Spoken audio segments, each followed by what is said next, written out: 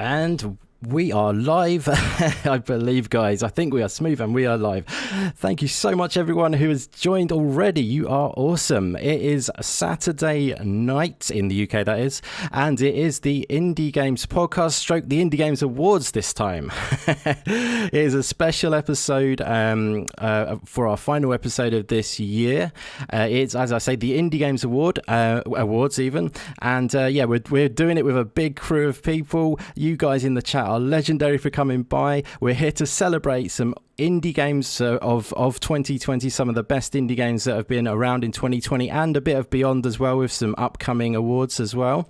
Yeah, but I'm super excited for this show. I've put together such an awesome group of guys. We'll have one more joining us as well in a little bit. But yeah, this show is going to be all about celebrating awesome indie games from this year, because it's been a fantastic year for indie games. Unfortunately, it's been not so good in a lot of other ways. But indie games and games in general have pulled us through nicely and kept us sane, essentially. So yeah, it's been a fun year to celebrate, and it'll be a fun day to celebrate today. What has been going on this year? We've got 16 categories to get through of all different indie awards. So we've got our best indie, obviously, in there overall, and we've got our sort of like best debut indie, most original, all sorts of categories to go through, which I'm really excited to show. We've got some we got the nominations and nominees bit to show off in a video format, and we are going to be revealing the winner of each category as well. So yeah, really excited about this, guys. Thank you so much for being here, as you are what makes this come alive, and you know, it's all about bringing the community together to celebrate indie games. It means a lot to me, and thank you again so much for being here. Yeah, so like I say, we've got an awesome panel of top guys who I love dearly, who have joined me today. I'm honoured that they've come on. We've also got Puxley, VJ, and SuperCoopR, who have become sort of the regulars on the show now. Puxley has just joined on the regular, and VJ as well. And we have Fastback as well later. But firstly, I just want to introduce a couple of guests who are sort of special guests today, who are going to be joining us too. We've got a big crew today, guys, but we're going to be getting through it nicely, hopefully. I'm going to start off with one guy who I've become really close friends with, and I've been on his show recently, on a really big show it was, and I was honoured to be invited along such esteemed guests, and I felt a little bit like I'm the little guy in a big, in a big crew on his show recently. But yeah, this guy Archimedes is become a really good friend, and his channel is absolutely awesome, and it's an honour to have him on again. He's been on this show already this year, which was fantastic, and it's an honour to have him back on again for this special show. So how's it going, Archimedes, bro? Thank you so much for the kind words, and thank you even more for the invite. It's an honor to be here. When you told me about this show, I was, oh man, I have to be on it. And today it finally is the day, and I can't wait. You have put up a lot of work. And yeah, I really am looking forward to today. It's also great to be on such a great panel with a lot of cool guys. That I some of them I meet for the first time, others I know very well. So yeah, let's do a fantastic show. Have a great evening, and thanks so much for the invite. My pleasure, buddy. Oh, so honoured to have you, as I say. Thank you so much for coming on, and your kind words means a lot. Yeah, so moving on, we've got another awesome guy who I've become friends with even more recently, I would say. But he is becoming massive in the community, an awesome gamer, an awesome podcaster, which has come, naturally to him, it's clear to see. Yeah, like I say, it's his first time on the show, this one. But I've become very close with him very quickly, and I hope to have many more good times with him on more podcasts and gaming too, etc. And like I say, awesome guy, and it's an absolute honor to have this guy on the show today, and his name is Mav at Stroke Fun Speculation. How's it going, brother? Wow, that is an awesome intro. Thank you, sir. It's going great. I am honored to be here. This is honestly, if I'm just speaking the truth, this is probably one of the most exciting things I have done since I've started doing YouTube and podcasting and everything. So I greatly appreciate the honor. It's awesome to be able to talk to some of you guys. I've gotten to know some of you pretty well already, but a couple of you is the first time I'm actually speaking to you in person, even though I've been fans from afar. Archimedes, always making amazing videos. I just have become familiar with SuperCoopR because of this show, actually, Indy, and Nice. I think he's awesome as well. Yes. Obviously, I already know Puxley and VJ from Green Pass Gaming and all those things, but it's an amazing thing that you're doing here, and it's great for the community. It's great for the gaming industry, great for all things, and I'm just happy to be a little part of it. Oh, wow. You see, a natural speaker, bro. That is so kind of you to say that. Thank you very much. Those kind words mean the world, and it's an honor to be syncing up with you today to do this because people like you are what make the community awesome, my friend. So thanks again for coming on. And moving on from there, we have we'll go down the order, shall we? Someone who came on the Indie Games podcast, I think it was about a month or so ago. Someone who I've enjoyed watching his channel grow really nicely recently, which is Green Pass Gaming, and someone who I just really dig his passion and knowledge, especially for the indie side of things. He's got a really good indie knowledge, and I love that. And he declared his love for Hollow Knight on the podcast, and everyone knows I love Hollow Knight, and him saying that just meant a lot to hear because it's such an amazing game. But besides the point, though, he is an awesome guy, and I really respect him a lot. And like everyone probably knows, I did ask him to come on a monthly basis on the Indie Games podcast from now on. So this is like going to be the first of that kind of setup. To stop me talking, I was going to say thank you so much, Puxley, for accepting that invite and coming on again today as well, my friend. Oh, no worries at all. I've been looking forward to this show for a long time. I know we've been talking about this behind the scenes for a number of weeks. Yes. And I've really been looking forward to this show. I very much mirror what Mav was saying a moment ago about, really looking forward to this show. I know you've put a lot of effort into this. I'm really looking forward to seeing all the different videos and stuff that you've got ready for the audience to watch. I mean, I suppose we've not watched these either. Yeah, there's excitement all around. Yeah. As you just said, this is kind of VJ and I's first official start of your of being on your show, but also the last one of the year as well. So it's almost like a nice absolutely Christmas special, so to speak. I'm really looking forward to this one. Thanks for having us on once again. Really looking forward to it. You're a legend, bro. Thank you very much again for that. Yeah, there's so much to think about for this show. It is a Christmas special. It is the final show of the year, so it'll be like a celebratory kind of show, as Puxley was saying. So yeah, it's definitely a fun one today. I think, guys, just kick back and just enjoy it, soak up what the year brought for us. But moving on from there, just in case these intros don't go on forever, my main man Coop, who has been with me from the start of the Indie Games podcast, which we started in the summer. We started it on the monthly basis, and as you heard, we're now taking it to twice a month. And it's been an absolute honor doing it with Coop because he is a legend, and I've got a bit of a man crush on him. But he's a great guy. He's this mystical at the end of the day, and he always brings awesome indie knowledge and always a lot of passion as well to the show. So it's been an honor doing it with you, Coop, bro. So thanks so much for coming on again today, brother. Stoked to be here, man. This is cool. End of the year, Indie Games. Loving it. You guys are awesome. Great panel. Awesome, brother. Man crush, huh? Is that news to you, brother? Surely not. Not with the dreams. Yeah, right. If you're wondering what I'm talking about, guys, I did have a few dreams. One dream about Coop. You've got that to look forward to, everyone else. Brilliant stuff. Yeah, thanks again, though, Coop. It's great to have you today, bro. And moving on from there, another awesome guy. So many awesome people on today. But yeah, VJ is a bit of an enigma, someone who stands out in the community, such a knowledgeable guy. Everyone knows him. He's not just a knowledgeable guy, but a very friendly guy who is very modest as well. And with all that knowledge, that is quite a balance he plays there. But yeah, it's amazing to have VJ coming on the regular. If he's going to see how that goes, and if it goes well, we'll crack on with that. But he's accepted the invite to give it a trial period, and hopefully he will stick around, etc. But yeah, it's an honor to have VJ on again today. How are you doing, VJ, brother? I'm good, and I was going to say, spank my bottom and call me Sally. That was a lovely intro. Thank you. Well, that's going to get in my dreams for sure. That sounds like a nightmare. Yeah.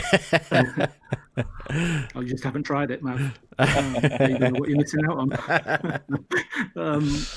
I was a little concerned about appearing on today's show, as you know, Indy, because obviously looking at the panel, they're far more superior and much more well informed than me in terms of indie games, the developers, the publishers, and the daily ongoings in that part of the industry.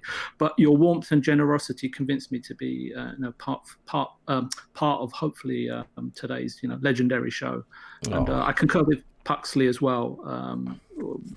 Behind the scenes, we know, well, all of the creators here know on the show. I'm not a creator. I just drop in with a few bullet points here and there, on a couple of shows. But, there's that modesty. All of this has been proving my point of the modesty. Yeah, but I do appreciate, as I say, I concur with Puxley. I do appreciate the incredible amount of energy and focus and time and attention to detail that you've put into, well, not just this show, all of your shows, but this show in particular. And I think it's really important that someone shines a spotlight consistently, which I think is a really key word, and in the kind way, right, that you sort of review and stream lots and lots of games. And and I'm really excited for today's show and for everybody in the community that's in the chat, and hopefully everybody has a good time. If not, send vile DMs after the show. Absolutely. Which you get a kick out of at the end of the day. Oh yeah, I love it. Yeah. Oh no, but like I say, you just completely proved my point of the modesty factor, my friend. You are more than worthy. You definitely don't have to consider yourself as anything lower than anyone else, because you bring so much to podcasts that you're on all the time, my friend. That is absolutely modesty, and but it's an endearing thing anyway. So I will allow you to keep being modest if you wish. But yeah, it just makes you more amazing. But yeah, it's an honor to have you, brother, and everyone else, thank you so much for coming on. And like I say, we will hopefully be having Fastback arriving on the late train. I think I've said that on every podcast I've done. But it's all good, it's part of his charm as well, I guess. But yeah, hopefully his Mustang died again. Yeah, exactly. You know it, brother. But yeah, hopefully he should be popping in as soon. He did say it wouldn't be too long, I don't think. But yeah, we're going to crack on anyway, because we've got literally a ton to get through.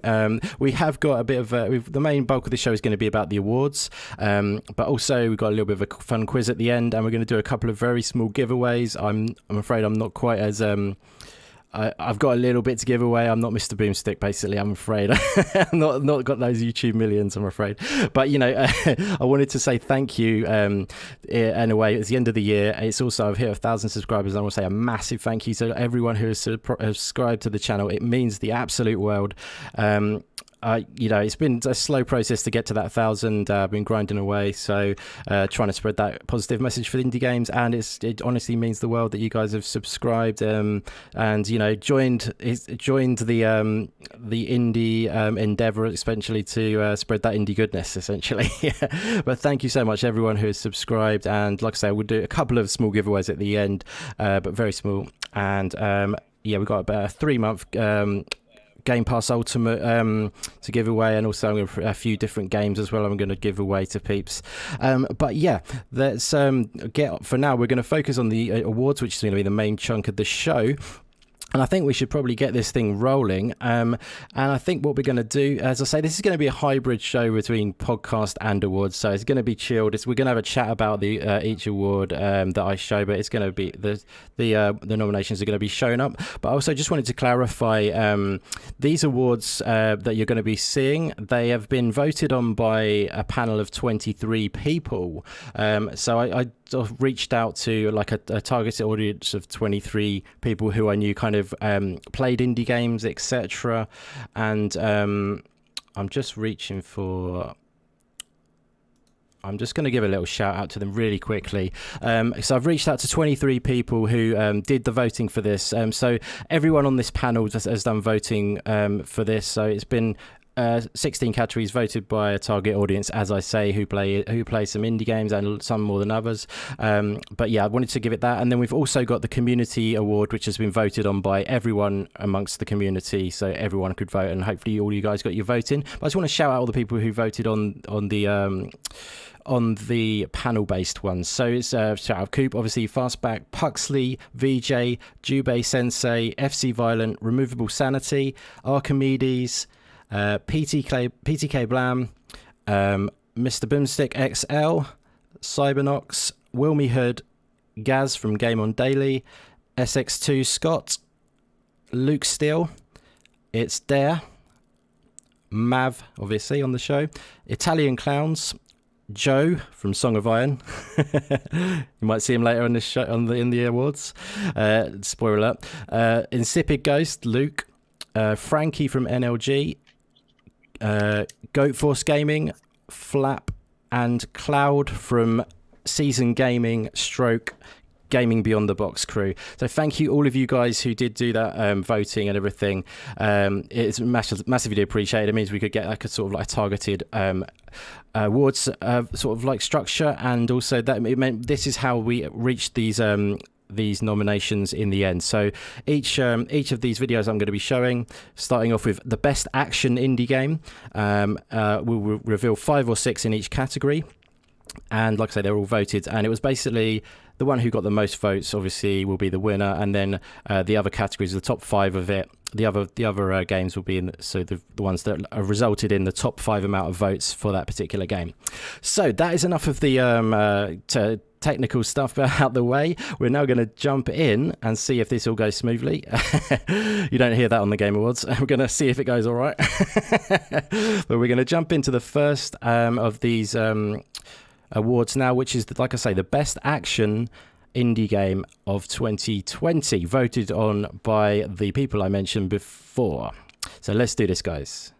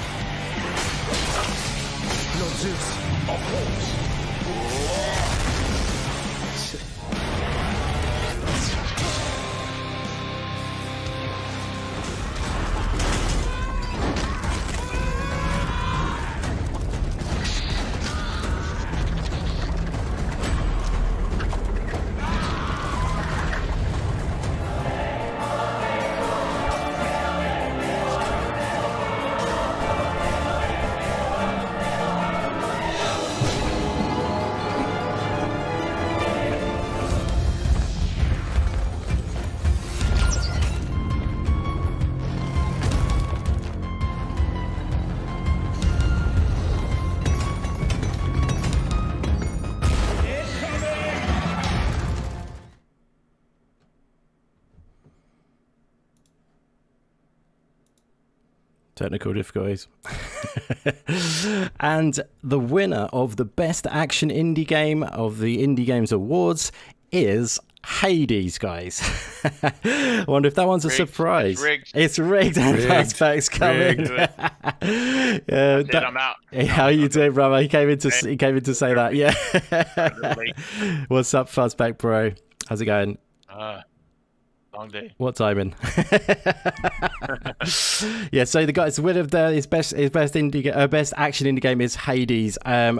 Any applause in the chat, I wonder? That certainly complies with my take. It did actually sweep that one quite convincingly, and second place, I will let you know, was Carrion. So that was quite a close second. So yeah, I wonder, guys, I think what we're going to do is we're going to pass this around a little bit. Before we pass it around, I just want to say a proper hello to my man Fastback, who's come in. Hope you're doing well, bro. It's good to see you. What's been going down? Awesome to be here. Yeah, ready to celebrate some indie games that we played throughout the year. So awesome. And definitely some more to come. Hey, But yeah, Chris, this is awesome. long time no talk. yeah. Hey, what's up, Mav? What's up, Puxley and VJ? Archimedes, good to see you guys here. Yeah, great to see you, dude. Yeah. Hey, yeah, nice to see you, man. Good stuff, guys. Yeah, no, it's great to have you, Fastback. We've got the full crew now, guys. So, Oh, and Coop too, that beaver guy. the Beaver, the Beaver believer. Go Beavs! Beautiful. Xbot448 says now he's mad. He wanted Carrion to win, no doubt on that one. Just want to ask, guys, but as that's the first one, did you hear that? Were you hearing the audio okay in the chat? Did everything come through okay? Just give me a little thumbs up if the audio was okay and everything was all smooth on that, if you wouldn't mind, just as I've got no way of checking that. But yeah, you should be able to hear the sound coming through as well as when it comes onto the video section. But yeah, Hades for the win for that. I mean, for me, that was my vote as well. I believe on the action, but I want to pass this around a little bit. We're not going to be going to every single person on every award because we've got a lot to get through, but I just want to hear your takes, guys. I mean, was Hades up your street? Is there anyone who wanted to have a comment on Hades, or what was your best action essentially? But you could grab it first, whoever wants to grab that microphone. I own Hades, but I haven't played it yet. Carrying all day, baby. Same here. You Right. No, you say carrying? Okay, you're okay then. Carrying all day. That's fair enough. That's Snub. fair enough. Carrion is what I wanted. Oh well, my vote counted for 10, so that's probably why it won. Now I'm only joking. No, then Hollow Knight would have won everything. Yeah, Hollow Knight would have won even though it came out in 2017. Yeah.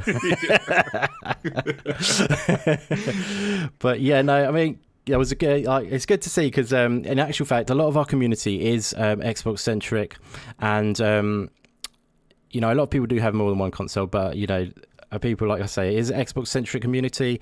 Our community. I mean, I play on PC a lot these days, so I'm playing everything. But it was good to see that Hades is getting some votes still, because I wondered if Hades might get snubbed out of this because of that. And you will see, a different turn of events. I don't think you'll see Hades in every one. I keep spoiling the other ones, but yeah, let me know in the chat, guys. What was your best action game of this year? It'd be great to hear from all of you guys too. But yeah, Mav, did you get a chance to play any Hades, brother, or what was your? Or if not, what was your? I haven't yet. Which is surprising because I'm a fan of their other games, that they made Nice. on Xbox, Like Bastion and stuff, but, or with everything that has come out, I just haven't had as much time. And the indie games I have played since next gen launch has primarily been like Game Pass games, right? yes. So I haven't spent the extra time on the Switch, and part of that, also you could say, is due to xCloud, right? It's kind of put my Switch sometimes on the back burner. I know Hades is on PC as well, right? It is indeed, yeah. Yeah, but I haven't done a lot of PC gaming either lately. But Sure. yeah, it's definitely on my must play list. I'm excited about it. I've only heard and seen great things. If I'm remembering correctly, I think for this one I actually voted for Katana Zero. Okay, cool. That's a great one. Nice vote. It's a good game. Good game, Katana Zero for sure. Yeah, I mean, obviously a lot of people know. I think every podcast lately I've been talking about how awesome Hades is. So it's probably my responsibility just to mention how damn good it is, because I'm the one that played it. It's just a game that is so well designed in every sense. Like roguelikes can put people off. This one is just so well done in the story sense, in the way you never feel angry when you die. It's you can just be like, no worries, I'm coming back for more. It's just got a way of making you feel like you're always advancing in the game as well. Like, it's not a punch in the face every time. Oh my god, I've got to get all the way back there or whatever. I didn't accrue much. You come away with some good stuff which you carry over to the future runs. You're always sort of becoming stronger and getting currency which you can then purchase, like an extra life or whatever for when you die and you got come back from the dead or something, that kind of thing, which is always a good thing to pick up and just to keep you going. But yeah, like, I think it's just, in every sense, it's so well done. The soundtrack, the visuals, the story, this amazing voice acting, amazing characters. Story is, as I say, so well done. And it's just It feels like, you know, a real like world that you're living in kind of thing. And I just love it. It's just super addictive. The gameplay, as I've said before, I've compared it to like Doom style gameplay. It's got that adrenaline sort of feel where you're just like always sort of like trying to dodge, always dodging and hitting, dodging and hitting. You know what I mean? You're always just like on the go, never sort of like able to switch off in the middle of combat, that is. And then you've got some cool choices that you can make for different avenues to go down to level up and stuff. You can choose whether you want to go down a certain route. So once you've beaten a room, you can choose one route or another route, and it will be like this route tells you what you can go for, get the health on that route, or you can get a power up on the other route essentially, and then you can sort of just go with the flow like that. But yeah, you know, as Dragon Wolf has said, he's never heard me mention Hades. It is a new game, and he's laughing out loud, and I can tell why. I do love the game a lot. It is awesome. I've still got more business to do with Hades. I'm going to be getting much more into it you know, in the coming weeks. It's an awesome game. I highly recommend you checking it out. The hype is super well deserved. There's a lot of love going around for it at the moment, and it's very much warranted. I have a question. Yeah, go ahead, my friend. Have you played both versions of Switch and the PC? I haven't played the Switch version. No, I've got it on PC. Okay.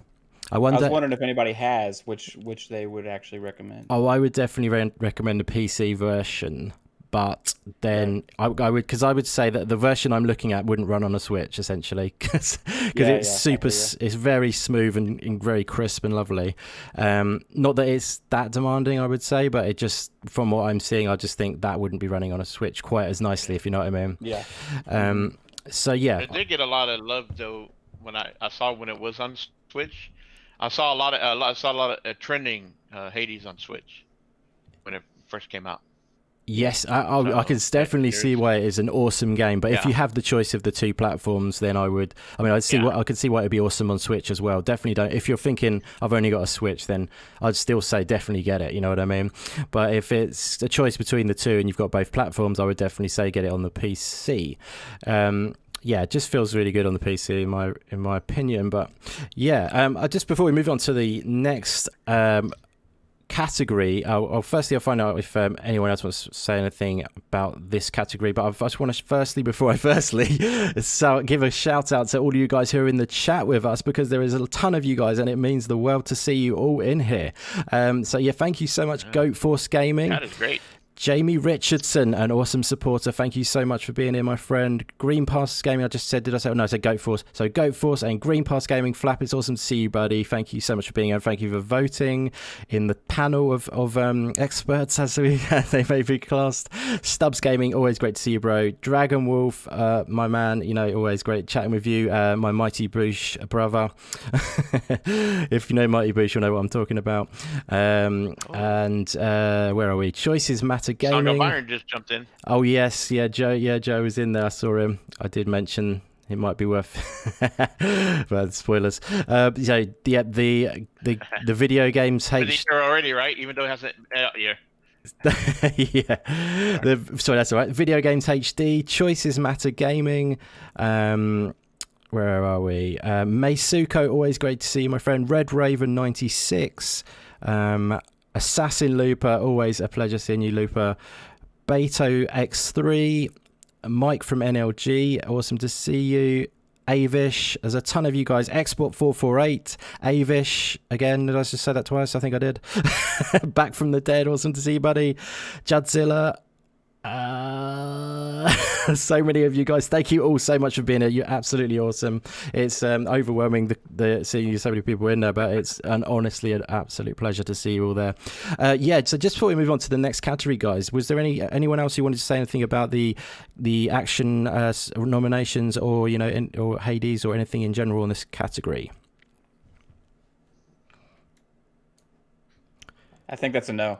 That's a no-no. I already said my piece when I was in. You said we your have piece. 15 categories left to go, so I think we all have a lot of more. Let's to get say. rolling then, guys. Just waiting for your little gem to pop up, aren't we? Okay then, guys. So I think we're going to move on from there. I'm going to try and pick the pace up. I get a sense of we need to. I think we're going to move on to our next category now, which I'm going to move on to Best Adventure next, guys. So some people might not class some of the categories of had the ones that were in action. Potentially they might have been crossover to the adventure, but actually there was actually a few different ones who turned up in different categories. Some of these you'll see pop up in quite a few, which is good to see, but also it's good to see some of the more variety in there. And like I say, next up we're going to go over to the best adventure category and check out the nominations over there.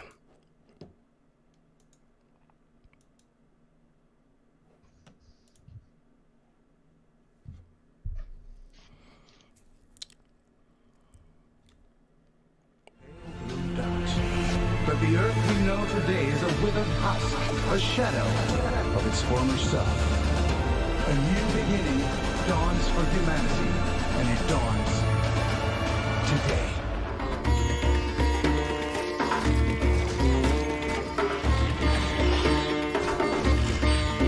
Raji! Please, sister.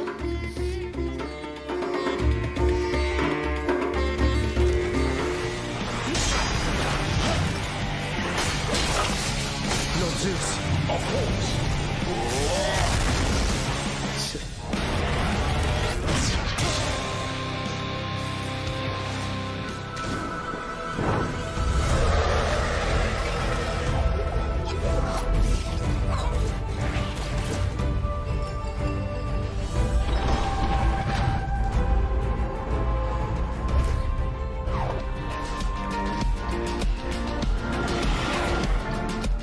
Until the last moment, then? Until the last moment.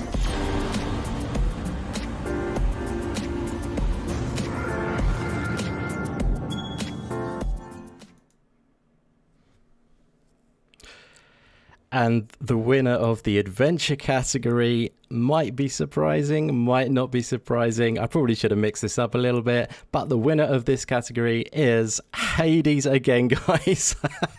Sorry, I didn't realize that it was going to be a double whammy for Hades.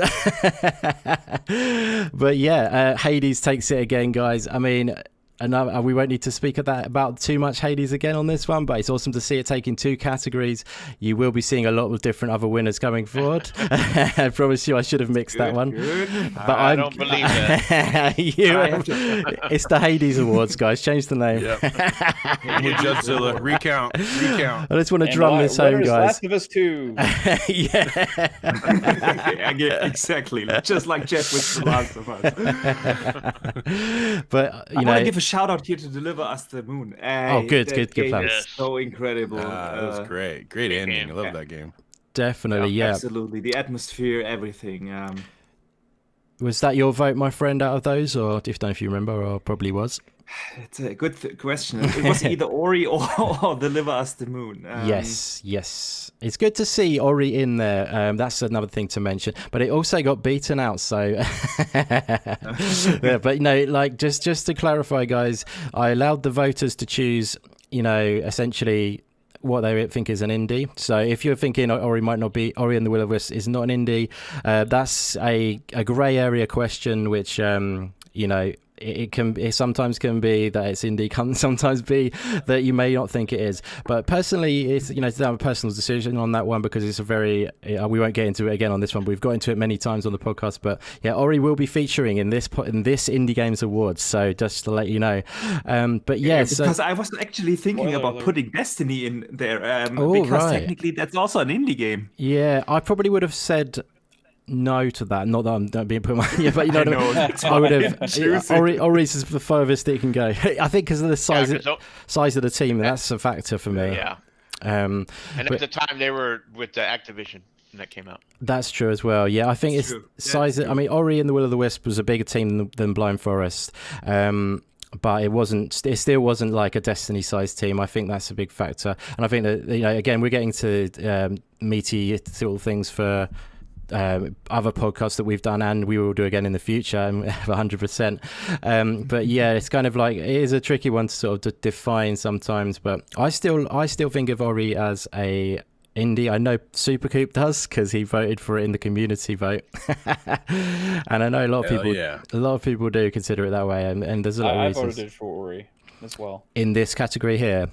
Yes. Yeah, cool. I haven't played Hades, but the fact that Hades was able to beat out Ori and Yeah. especially with the style that we were able to vote with, which we could pretty much submit any game we wanted to. Yep, Right. exactly. So the fact that Hades toppled Ori and the Will of the Wisp in this category makes me think I'm probably, as soon as this show is over, I am installing Hades immediately on my PC. That is what I wanted to hear. It's gonna happen. I've been procrastinating, but it's like, gonna happen. like forever on my Switch now. Basically, ever since it came out, I have it on the Switch. But Oh, nice. the Switch is for me a portable system, and with all the lockdown and everything, I am basically not traveling anymore, and so I rarely use my Switch. That's actually the reason why I haven't played it. Yeah. I can understand that, but yeah, it's definitely a game worth prioritizing in my opinion. It's something special. It's not your average decent game. It's a special game, but like I said, I've drummed it home a lot. But you know, I think that was a good category. I think there was some really good games in there, and yeah, like Deliver Us the Moon, you know, it's good to see that in that one as well. But yeah, I think does any, you know, VJ, did you have anything to say on this category, my friend? Was there anything that took your caught your eye? Well, I'm just waiting for the gentle goddess to pick up an award, but we'll wait and see. Gentle goddess, not the dear god that does. The tender goddess. So we'll see. Nice. I wonder if I know. I might know what that is code for. I don't know. Maybe. Well, you should know. And I do know. I'm trying to keep myself gingered up. You know? I mean, that was. Sorry, you go ahead, my friend. I was going to say, so far the awards have put me into a little bit of a brown study, but we'll see. We'll see. There's still a few more categories. There is plenty more, my friend, and you know, especially with these more outside the box ones, puzzler games and stuff like that. Wink, wink. Yeah. So. Yeah, I mean, I was just going to quickly before we move on though, VJ. I mean, you saw a bit of Ori in there. I know you haven't played Will of the Wisps yet, but you've played Blind Forest. How do you feel about Ori being in that selection? Yeah, I think you know, it's sort of straddling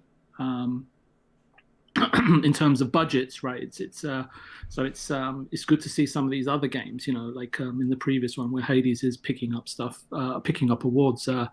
It's an interesting game that sort of hit me sort of coming out of the blue, but whoever's actually played it, it sort of seems to instill in gamers a sort of new life, vigor, and spirit.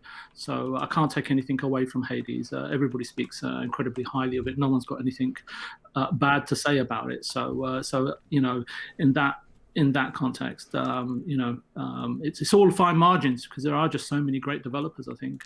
Yes. I hear Boxenberger say that. Archimedes say that quite often. So and I have to agree with them. So, but yeah, as I said. I'm just waiting for the tender goddess. Tender goddess. I'm gonna have to do a secret one now. I'll be editing a video while we do this to try and put tender goddess in there. Oh dear, I love it. Yeah, and like you said there, just before the last thing to say before we move on, like this, you know, is an awards thing, and it is nice to say, oh, this is the winner. But at the end of the day, this is nice to see. It's nice to just show off 5 or 6 different games in each category. Maybe you guys haven't even seen before. It's nice to see your game win, but it's also nice to see, oh, actually, that looked pretty interesting. I might actually check that game out. And there'll definitely be some categories like that coming up, like you know, most original and stuff like that, and all the other categories, best debut and stuff. There's some smaller categories which I'm completely forgetting now because we've got so many categories.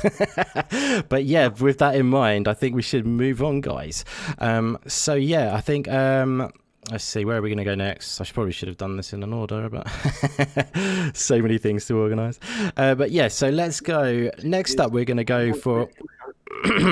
Yeah. Next up, we're going to go best art direction and visuals, guys. So this will be an interesting one, all based on, like I say, on the art direction and visuals. And we're going to check out the nominations for that right now.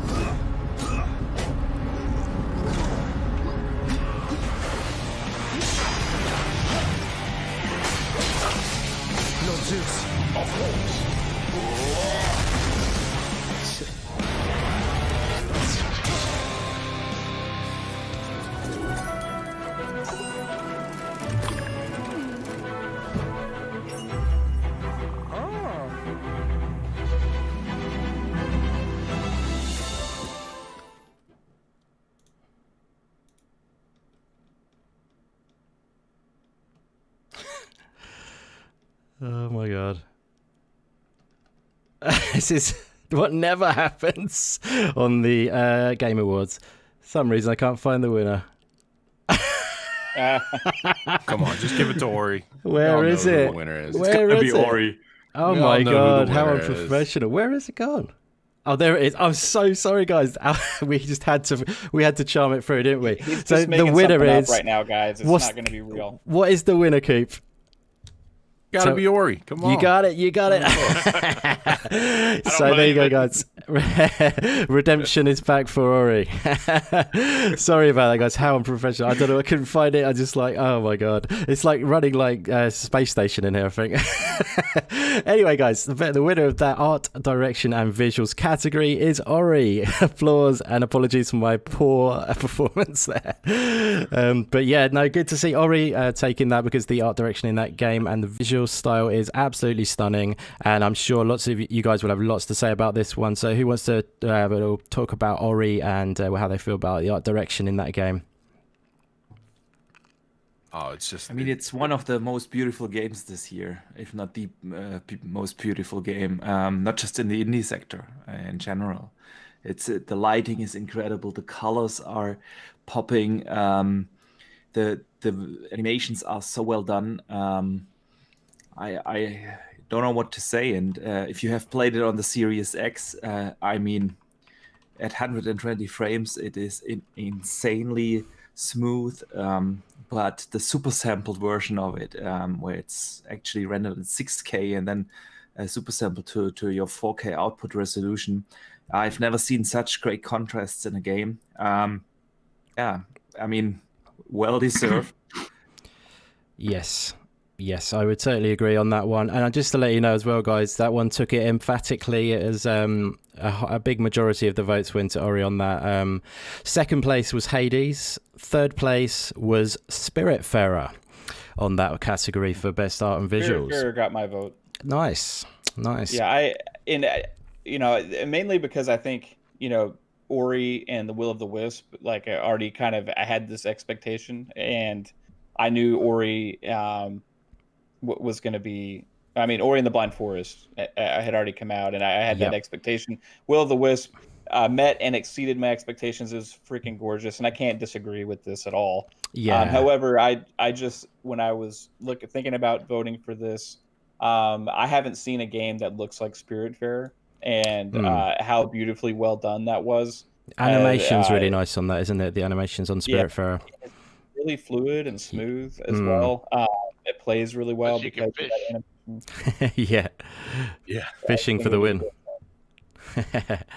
Yeah, no, that's a great shout. So yeah, you voted for Spiritfarer, but you say Ori is, you can see why that took it, I guess. Is that what you would say? For sure. Yeah. Nice. That's a good vote, I think. And anyone else there? Puxley, my friend, what was your take on visuals? Are you pleased for Ori? Is that your vote, or did you vote something else? No, this was my vote, and I have to say I'm really not surprised. I as much as I appreciate all the others are very visually great in their own ways as well. In my eyes, there is just nothing which can, in my view, can compare, because it's more so to do with the hand painted nature of the details in the game as well.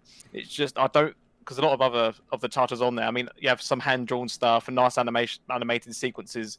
But I think it's just the level of detail in those hand paintings that exist in Ori, as well as the lighting effects and stuff, for me, that is what really made it pop. And even in that short trailer that you showed during that, or kind of the nominee sequence, that even a small snippet there, I think you can see just how much graphical detail, how vivid all the colors are. And yes, I just think it looks absolutely fantastic, and I'm so glad to see that it's actually won this category. Awesome. Yeah, that's great. Well said, buddy. I totally agree with everything you said there, definitely.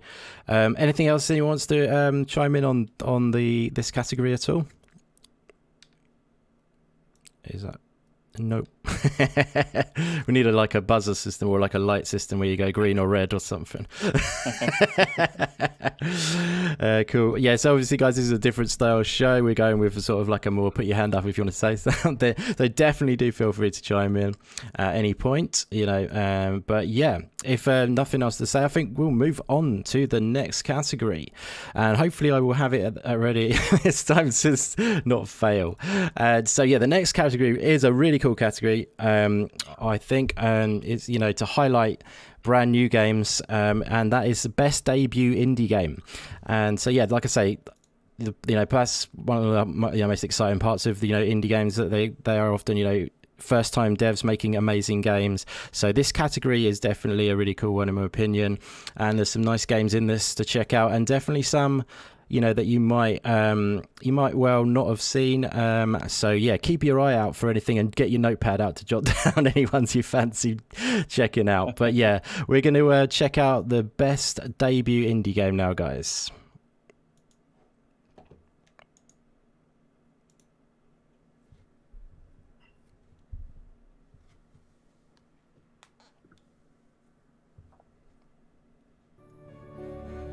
I couldn't stop thinking about the others either. I wonder if I'll ever see them again. Or at least begin to understand what happened. I don't know.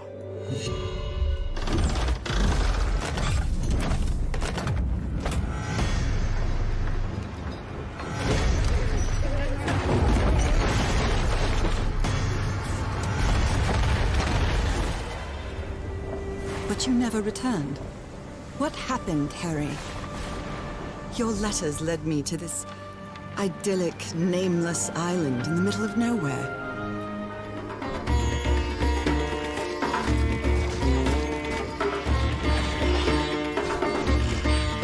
Raji!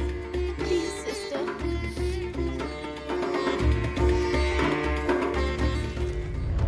Can you hear me? The shadows are dangerous. Stay away from the shadows.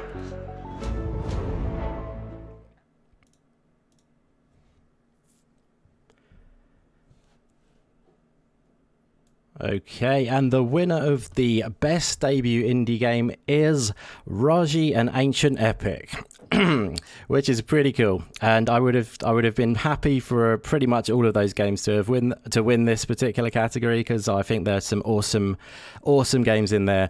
And yeah, I'm going to pass this over to you guys. I'll come back to myself. I would like to add something on this one a little bit, but yeah, who would like to take it away for for the best debut indie category? I'll chime in here actually. Because I just say. Oh, I say go. Oh, sorry, there's two of us. Go ahead, Puxley, and then go Fastback if you want. Yeah, okay. Because you were first, I think, yeah. Going for that list, even there were some titles there that even I've missed, and I think all of those things just looked absolutely fantastic, and I would argue there that any of those could have happily won in my view. Yep. Even though the ones I hadn't played, they all just absolutely look stunning in their own right. And I mean, I've not played Raji either, but I admit, I'm really looking forward to jumping into that very soon.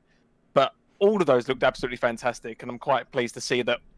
Like, even this show is highlighting that there are games out there which I'm even seeing in the chat as well that people are missing these titles, and oh my god, how have I missed this? Yes, exactly. So, yeah, this is such a great example of highlighting how many good indie devs there are out there, and what games exist, and what we can all jump into. Great selection, I think. Definitely. I was really, really happy with this to see the selection. What came out of top 5 on this particular category, or it might have even been six on this one. There's a couple of categories where it ended up being 6 because of the tie or whatever. But yeah, some awesome games on this category for sure. So Fastback, my man, what was it you were going to say, buddy? No, just real quick. I know that Raji was my pick, even though I love Carry On, but I had said. When Raji came out, I really enjoyed how that studio, they really came out into and interacted with people and on Twitter and so on.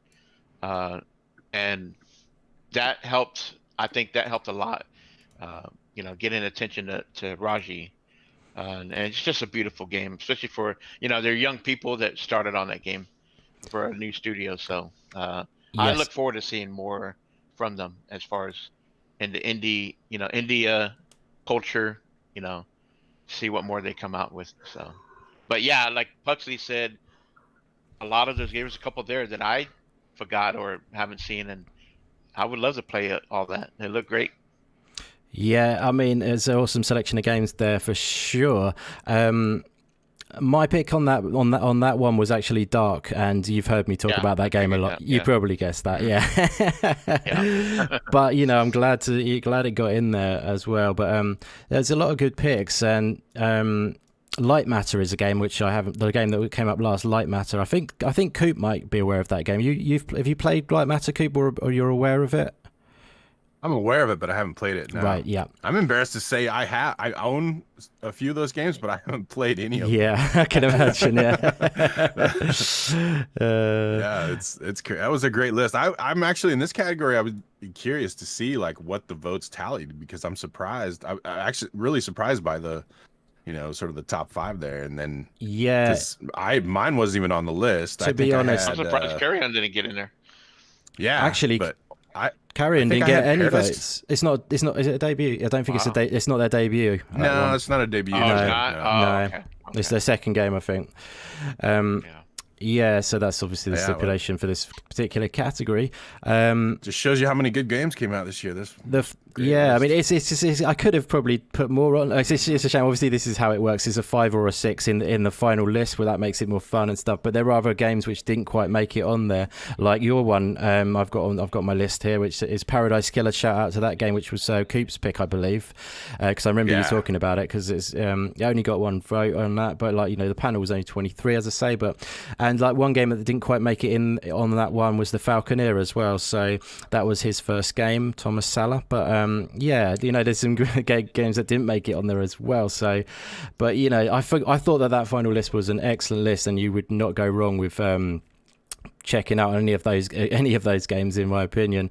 And it's like that's what the sort of whole point of this is essentially to check out some new games, and but obviously it's to sort of like celebrate the ones that have been the best too, but it's also to check out ones you haven't. And just like my man Goat Force Gaming has done, he's put it on the wish list, which is awesome. You will not be disappointed with Dark, my friend. And in actual fact, that is actually one of the games I was going to be potentially giving away later. I'm going to be figuring this out. I'm definitely giving away a three-month Game Pass Ultimate later on to internationally, but there's an issue with the international situation. But I want to give away a couple of smaller indie games as well, just for the love of indies, essentially, and the love of the community who have been so supportive. But yeah, moving back onto the topic, and so was that? Sorry, did you have any more to add on that, Coop, my man, or? It's just started. No. Sorry, great list. Definitely. Can't go wrong with any of those. Definitely. I highly recommend checking them out. Like I said, Dark is a fantastic game. Like I said, that was my vote. But anyone else wanted to add anything on this particular topic, on this particular category? I was just going to say, Sorry, go ahead. BJ, please go ahead. Sorry about the situation. No, because I don't have to say. I didn't want to say something on the topic. So please, BJ. BJ, my man. I was just going to say, the magical and tender goddess actually won an award. I was watching you. I was watching you play it. The tender goddess. Hashtag. That is brilliant.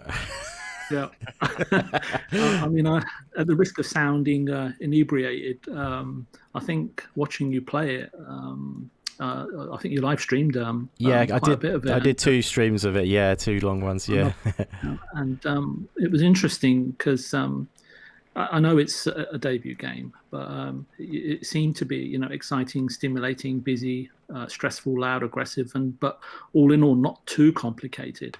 And I think it encompasses grace, beauty, and majesty.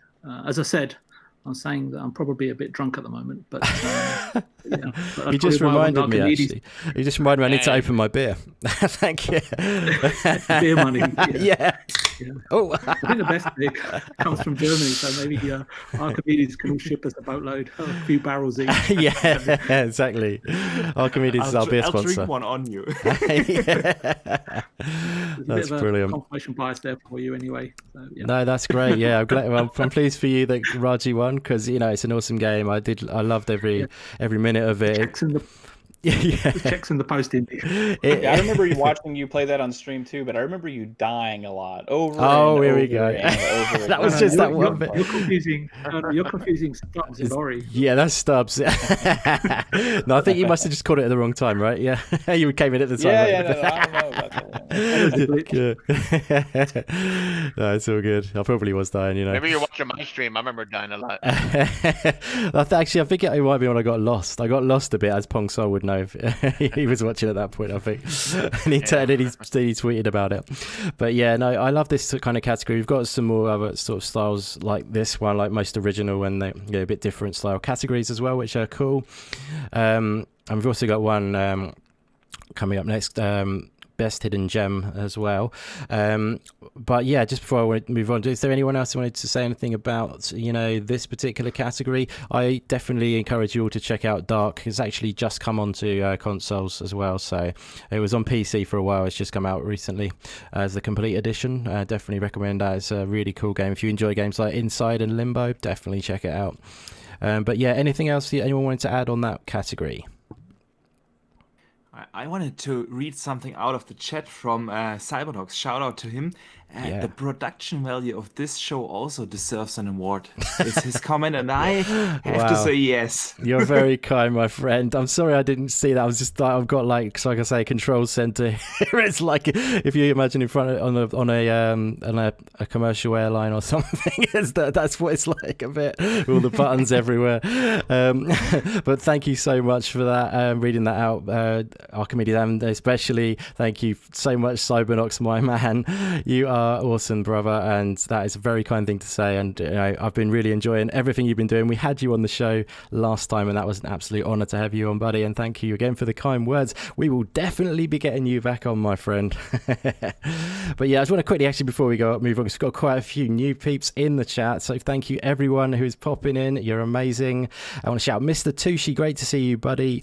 Assassin Looper, Goat Force Gaming, Dragon Wolf, apologise if I'm doubling up.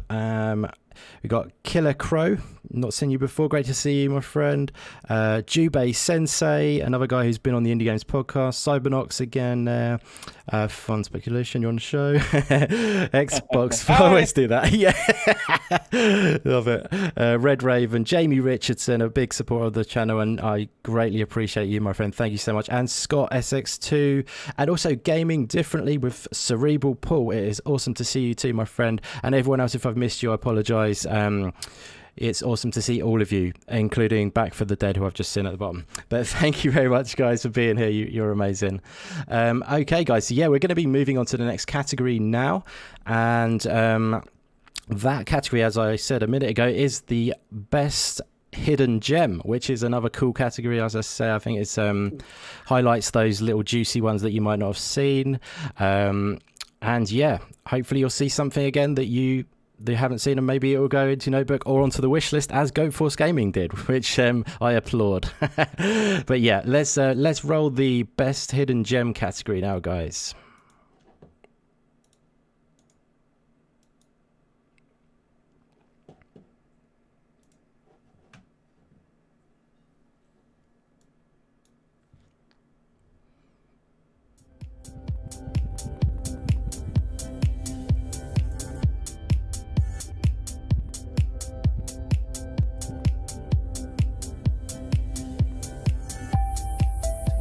Left of the station. But that's the thing. Something has changed in Sam.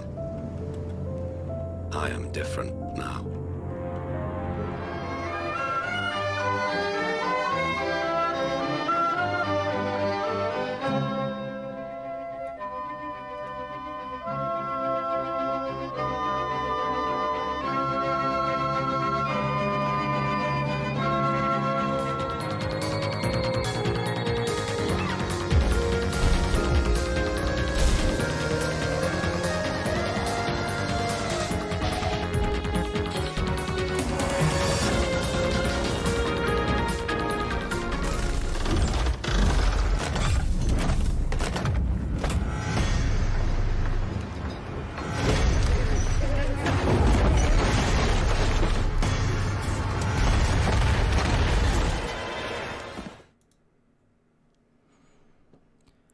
Okay, excuse me. And the award for the best hidden gem winner goes to Crosscode.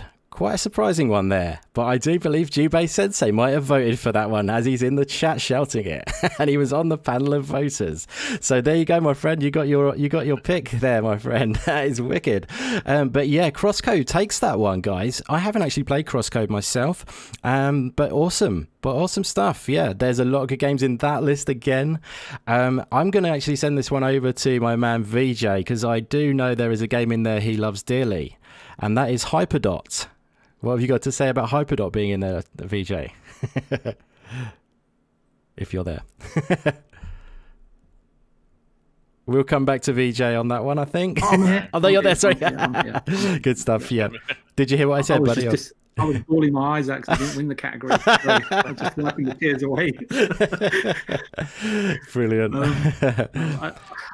To be honest with you, Indy, it's when I got my Series X, it was just for somehow I don't know how I got to the game, but it's a very good game, Hyperdot, and I'm just glad it's within the nomination. That's good enough.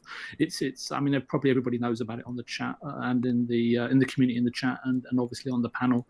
It's just, for me, it was just personally speaking, it was just a very intimate sort of spatial awareness, projectile avoiding skill, and sometimes frantic sort of movement based game. And yes, and I think that the overall sort of poetry, fluency, and perpetual motion, and sort of perfectly crafted sort of music soundtrack. I don't know really what you call it, sort of a lo-fi electronic soundtrack musical score, which accompanies it, and and all sort of tethered together and connected together. I think it's a really good game, and if you get a chance, definitely play it. And there was someone in the chat that was saying, hey, says something about, if you're playing a few main games, it's a good in-between game. I think it was Archimedes actually mentioned the terminology. I know one guy who said that, actually. Someone who came on the show, Jubei Sensei, dubbed the term, he's probably not the first person to say it, but he did say palate cleanser, and that was a good term for it, I thought. Palate cleanser game. Yeah.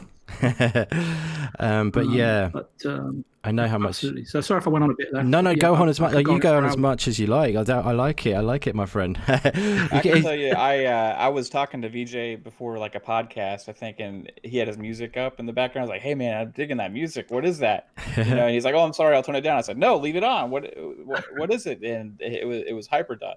The soundtrack, the Hyperdot. Yeah, you can find it on YouTube, and I think you can find it on Apple as well. But the original soundtrack it was so good, and sometimes I use it when I'm making notes for shows and stuff like that. Nice. I just wish there was more of it, but I think it's a guy called Charles McGregor or something. I remember it being a solo guy, name, because I remember putting it in one of my top 10s of the month, kind of to check out, kind of thing.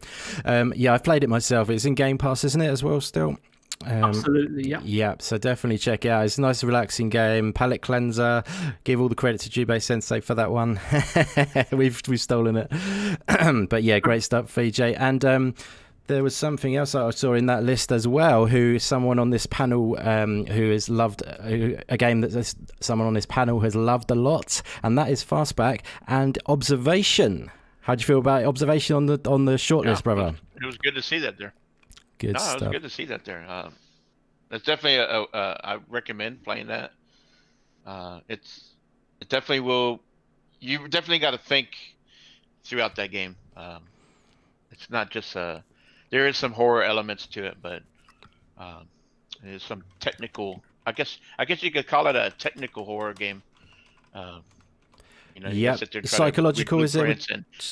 Put the pieces together. Okay, yep, cool. Yeah, psychological, definitely. Yep. Nice. Yeah, no, it's interesting. I love the trailer to it. I've not got to it yet. It sounds terrible to say I love the trailer, but I'm a fan of trailers in general. I do enjoy a good trailer. I nearly put a best trailer award in this, to be honest with you, because I do actually like the art of the trailer, and their trailers were good, and suspenseful. And there's sort of like the AI coming alive kind of thing in it. Really is enticing, and it looks interesting.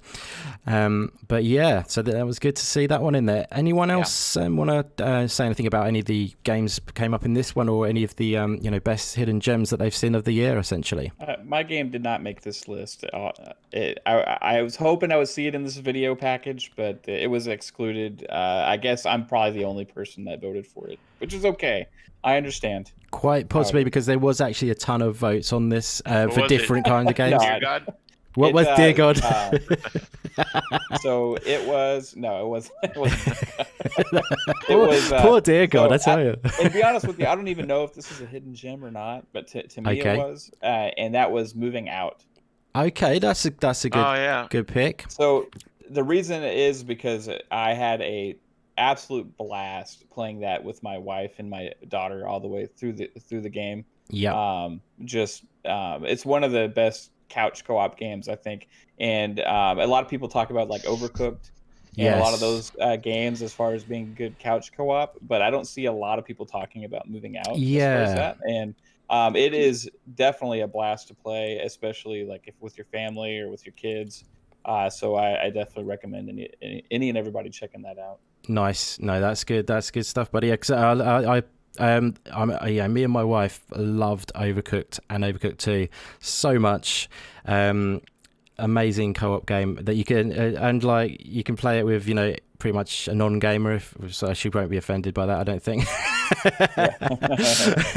And we completed it as well. So we completed Overcooked 2 together. So that was pretty awesome. Moving Out though, obviously that was the next game we played, but she couldn't get on with it as well. She's probably in the next room, probably like cursing at me. So, but for some reason, disappointed when it was over and there wasn't any more challenges. But it does have replayability as well. Moving Out is a good game, definitely. It's and don't feel too bad. It's not in this one because you will see it. I keep spoiling the other ones, but it will be popping up, I'm sure. If it doesn't come up now, you'll be angry. But yeah, no, good shout with Moving Out as well there, buddy. How about Archimedes? Have you mentioned anything on this? Or Coop, have you anything to add on this particular one? Yeah, mine wasn't on here either. This is another category that, given the format with sort of free for all, choices. Yeah. Not having like a set list to choose from. Which I think is the right way to do it as well. Yeah, I agree. Then the cream of the crop is gonna shoot to the top regardless of any kind of exactly. Well, and you get surprises too. Yeah. Some of these have surprised me. Like, there's been a couple on here that I hadn't even heard of. So there you go. The hidden gem. Exactly. That was great. Like I say, part of the idea of it. So definitely, yeah. Yeah, so your one, what one did you vote for, my man? What did I think I did when the past was around for this one? Yes, I've got that on this list. I only got one vote, so yeah. But yeah, it's one nobody's ever heard of. It's just a point and click. It's got a really neat story to it and sort of nice. I mean, the thing is with this kind of category, it's kind of meant to be hidden gems, so therefore you get a lot of different games in it. It's by default, it works like that, if you see what I mean. It does. I could have obviously put like 10 games into this, but just keeping the format as it was essentially. But yeah, there's a lot of cool games like you've mentioned the ones you voted there. There was some other games that didn't quite get in too, and I also wanted to. Sometimes I did actually have to pull my Strictly Come Dancing head judge thing, if you know what I'm talking about. So basically, if it's a draw, the head judge decides. So I had to do that on a few of these categories, so I had to sort of like say this is going through essentially. Otherwise, because there's quite a lot of draws in these kind of categories, so I had to sort of say to make it balanced, because like some other categories, you don't want it to be the same game in every category, if you see what I mean. You want different games popping up, and that's the whole point of the essence of Hidden Gem as well. So yeah, but yeah, good stuff though. Anyone else? I thought Coop's his pick was Bejeweled for the Hidden Gem category. That was second. Actually, that was third behind Had a Full Boyfriend. Oh, yes. Boyfriend Dungeon. Yeah. I forgot about that. That was Whitty's pick. Yeah, that's up there too. Brilliant. Boyfriend Dungeon, that has got to be. That is so funny. It's so weird that that's a real game as well. But it's actually a really proper fleshed out game as well. That's the fun of it. But anyway, I've not played it, just to clarify. Yeah. Exposed. Yes. Okay, guys. So I do have to add too, the observation is fantastic. That was one of the games. I mean, I think I don't know if it was either one sitting or two sitting. I mean, it was like once you get into it and you just get sucked in. It's not really a long game, but that's a good one. That's a yeah, good one. nice. Hopefully, I didn't realize it was hidden gem. I was hoping everybody.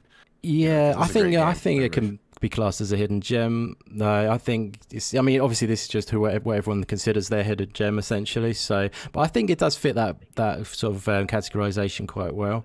But yeah, maybe it's a shame it doesn't. Not more people know about it, I guess. But yeah, what the other one, the winner. Did you think that was interesting, guys? Crosscode 1. Have any of you guys played Crosscode? I saw quite a bit of people playing it on my friends list when it came out, and I had installed it at the time, but I didn't ever get a chance to play it. Nice, yeah. It's got it got that nice Japanese. Yeah, Jubei voted on that one. Yeah. Well, I thought that game had been out for a while though. I thought that was. I didn't realize it just came out this year. I checked on the Steam and it was 2020. So, but then I guess I think I checked. I did try and check all of these because there were actually some votes which were actually voted out of the time, and I had to sort of exclude them because some people were voting for games in 2019 release. Like someone voted my friend Pedro. Sorry. There was a few. It wasn't just you though, my friend, but it was more people than that. I'm glad because I didn't play the game last year, but apparently it came out last year. But since I played it over the summer, for me it was a 2020 game. So yeah. Nice. Yeah, I don't worry at all, my friend. It's hard because sometimes they have staggered releases, indie games. So you think it came out this year, but actually then it came out, and it's like whether all that sort of stuff. It can be confusing. And a lot of the time, you don't get to games straight away. I'm always getting games like a year later as well. So do not worry, my friend. There was several of those kind of things that happened. But excuse me. Yeah. So. Hang on a minute. Excuse me, guys. So, yeah, let's move on from there to keep this pace going. And if I can pull my thing up to here. So, yeah, so the next category we're going to dive into is a bit of a different one, something slightly different, and that is the best indie-focused publisher. So, essentially, a publisher that focuses on publishing indie games. If that didn't need any more explanation or not, I do not know. But yeah, so we're going to dive into this one. This one's quite a cool one as well. I have a feeling a lot of people might be able to guess the winner of this one. But there are actually quite a few good indie-focused publishers out there, and this does showcase them really nicely. And as I say, we're going to jump into best indie-focused publisher right now.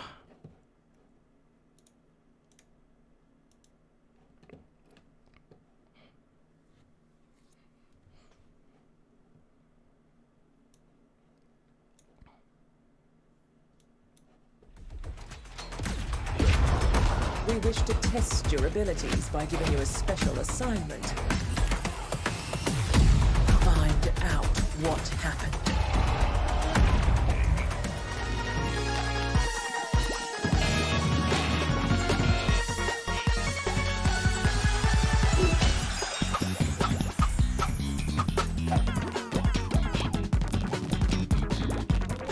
Open up!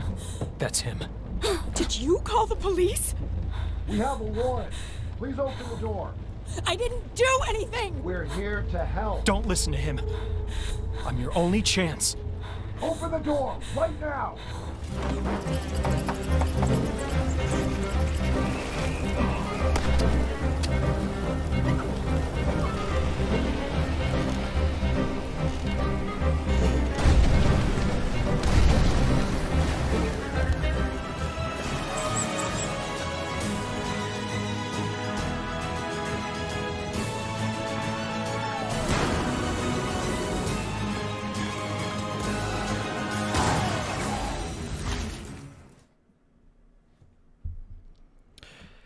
And the winner of this category, the indie-focused publisher, is Devolver Digital. And that probably is no surprise to anyone. But they well deserve a win in this category. Devolver are awesome. We've talked about Devolver quite a lot on here. We've done a Devolver conference. We've done the reaction of the Devolver conference before together on this channel. And we have a lot of love for Devolver. But I also have a lot of love for a lot of those other publishers on there too, but I'm going to fire this over to you guys. I think I'm just going to fire this straight over to Coop because I know he's a big fanboy of Devolver. So what do you think about that, my friend? Oh yeah, you know, shout out to Choices Matter because Annapurna was another, they have, I love all their, yes, so many great games, but yeah, Devolver, just everything. I love the whole atmosphere. I mean, to me, they won the video game awards this year. I don't know if you guys saw their little thing in the pre-show. That was just awesome. That was the best part of the whole video game awards, in my opinion. Oh, I think just I might every have year, missed that, did they have a little feature? Oh no. Yes, they did their own little Game of the Year award. It was great. Devolver, you mean? Sorry, I thought you meant Annapurna for a minute. Yeah. No, no, Devolver. I did actually miss that, but then I caught up on that after because I heard about it, and I was like, yeah, it's so good. Yeah, all their little skit stuff. And then the games, the games. I mean, you just can't. Observation we talked about, Fall Guys you showed there. Carry on. Carry on. I mean, it just goes on and on. There's so Katana many. My Zero. friend Pedro. I mean, we've seen so many of their games just on this show so far. It's just so many of their games are great. I like this category because going back and actually watching this video, it's like you realize, hey, there's some publishers out there that have some great stuff. It doesn't have to be EA, Activision, Take-Two, Microsoft, Sony. These are publishers that are putting a focus and kind of kickstarting these studios to give them opportunity to make some amazing games. And Devolver being in me and Fastback state is also awesome. So they definitely got my vote. Yeah, that's a good point. And also, going back to like Hotline Miami, I loved. I mean, they just have a history of putting out several games a year, and several of them are good, right? So but then going to all these other guys, Annapurna and Curve Digital had Hot Shot Racing this year as well, which got my vote on another category. Just amazing stuff all the way around from the indie games, and I'm glad to see them growing and greatly because of these publishers. So it's good that you highlight them. Brilliant. Well, thank you. I'm glad you like that. Adding up on that. Go ahead. Go ahead, Archimedes, my friend. Sorry, buddy. All good. Adding up on that, what Mav said, I mean, this is probably not something for that everyone loves about these publishers, but as a smaller content creator, I really appreciate them because they actually talk to you. A lot of the bigger ones just don't talk to the small YouTube channel. It's like probably all of us, but when you reach out to a Curve Digital or a Devolver or whatnot, they actually respond to you. They talk to you. They want to work even with the smaller YouTubers, and that's something that is really, really cool for me as a small content creator. Definitely very accessible, aren't they? Definitely. I mean, I'll see if anyone else wants. Did you want to add anything else to that, Archimedes? Sorry, or no? Sorry. Was that everything? Sorry. Yeah. I was just going to say, they are very accessible. They're brand. I mean, Devolver is particular. They've got their own brand. They are very alternative. That's their way. They go against the grain always. I love them for that, and their games are also in that same vein. They always tend to have that sort of they always used to be quite out there, violent, or just quite different. And they have a great sort of brand they've created around the whole indie game thing, and they're still focusing on the small indie developers. Like for games like My Friend Pedro, that was made by one guy. They focus on these small teams, and I love that. And that can be said for a lot of these as well. Just to give you a quick clarification on the other scores, second position was joint between Curve Digital and Annapurna, and my vote in this category was Annapurna because I love them, and I knew everyone would vote for Devolver. And to be honest, Annapurna and Devolver are equal for me because Annapurna makes so many games. Some people might not appreciate how many great games they've made, or they've published, I should say. If you just go to their website, and the same goes for Devolver, everyone seems to know a bit more about how many they've done. But if you go to the Annapurna interactive website and just scroll through their game list, it's just amazing. They've got. I think more people familiar, Indy, that with Devolver because of those shows that they do. The little skits. And I'd agree. They make sure they make an appearance at all these things, and And you see Annapurna, the people that know the indie games and understand the games, they always get excited when they see that Annapurna logo at the beginning or the end of a trailer, right? They're like, oh no, they know this is going to be good, right? Yes. But Devolver has that like mind share because of how much they're in people's face, and they do a good job of that. Sure. Yeah, I agree, definitely. That's a good shout, my friend. I would love to see a bit more kind of like showcases like the Devolver one from Annapurna and stuff like that. I think Curve Digital might have done one actually, because when I was looking for, I was thinking about first sort of having a sort of like montage for the videos that I just showed, and in the end I just did one game from each of their, each of the publishers, but I found like a Curve Digital montage that I could have used. But yeah, Puxley, my friend, what did you feel about this one? Are you a Devolver lover as well, or which one did you vote for? Yes, no, I did vote for Devolver Digital, and I was quite happy to see it there. But to be honest, I mean, when I saw this on the list of things to try, when I saw this and trying to pick one, I was like, man, there's so many, and then I had to remind myself by just Google searching a lot of the ones that are, because there's so many that do exist. And I think all the ones that I would have mentioned were actually mentioned on the nominees list. So I'm actually quite happy to see all of them, because I love all the different titles that each of these publishers do deliver. But I'd say for me, I mean, Devolver Digital just, for me, has a lot more of a diverse range, and obviously they've been in the game a lot longer as well. And I just think it's great what all of these different publishers can do and what they've offered to us. And I think I'm really looking forward to just seeing what they do in the future, because there's just so many so much great content coming our way. Exactly, definitely. I mean, for me, the best lineup out of the two is that, like, if I'm talking about Annapurna and Devolver, I'm most excited for the Annapurna games that are upcoming, like 12 Minutes and The Artful Escape and the Last Stop. They're all coming from Annapurna. And also, I know another man who is a bit of an Annapurna fan, and that is our man VJ. How do you feel about the rundown of these publishers, my friend? I'd actually voted for Annapurna. Nice. I think it was Edith Finch that I played recently. That somebody in the community mentioned to me, and it's look, it's very subjective at the end of the day. But like you, I'm very much looking forward to Last Stop, which I think we've discussed. Yes. A long time back. Stray was another one I'm looking forward to. Oh yeah, that's another one they got. Yeah. And I was obviously quite after playing Edith Finch. Then I just recently saw the Open Roads trailer. So the Game Awards, and then obviously there's been the other great game that I heard you talk about, The Pathless. So it's just I can understand that if you've been playing indie games for an extensive period of time, then obviously Devolver Digital will be right up there. But when I started to look into indie games and I started stalking you in the DMs,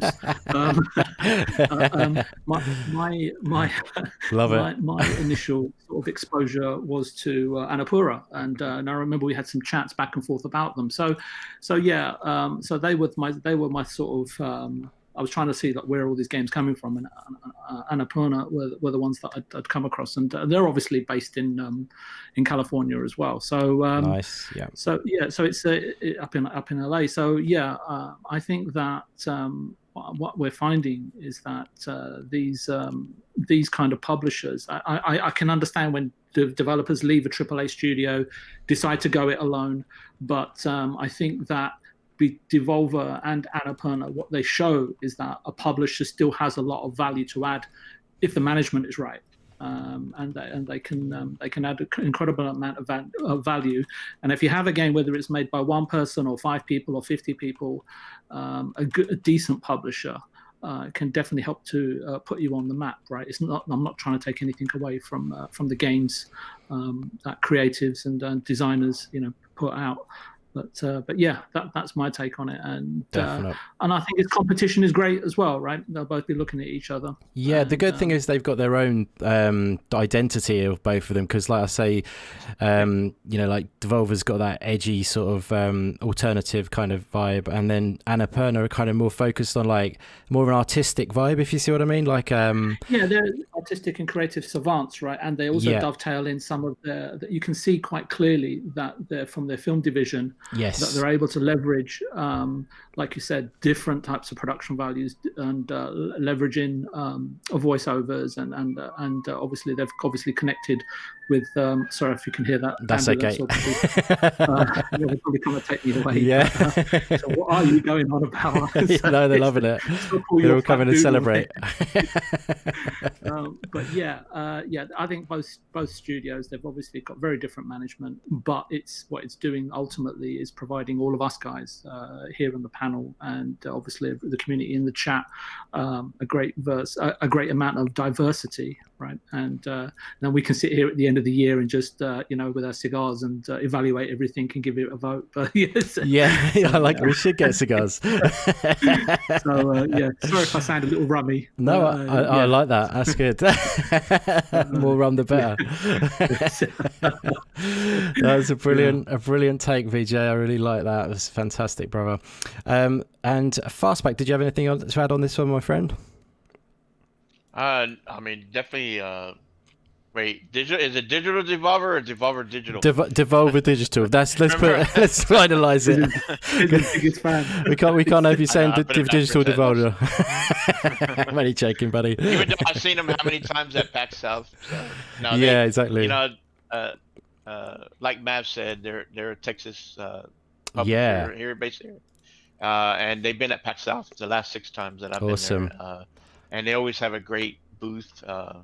And they showcase their games very well. Nice. It must be awesome to speak to them in person because they're pretty cool peeps, aren't they, who run it? Yes, they are. And to everyone's disappointment, Nina isn't actually a Devolver CEO, just to let you guys know and ruin your life. I don't know if everyone knew that, but interesting. Did you look them up? Nina, it says number of employees is 20. Really? Wow. Yeah, that's what it says on Wikipedia. That's amazing. I don't know or on Google. I mean, I don't know if that's true or not. But that's just mind blowing. That's pretty cool, isn't it? Yeah. But like Nina, who does all the Coop knows because we're in love with her a bit. So no, but Nina is the but she's actually an actress. Show.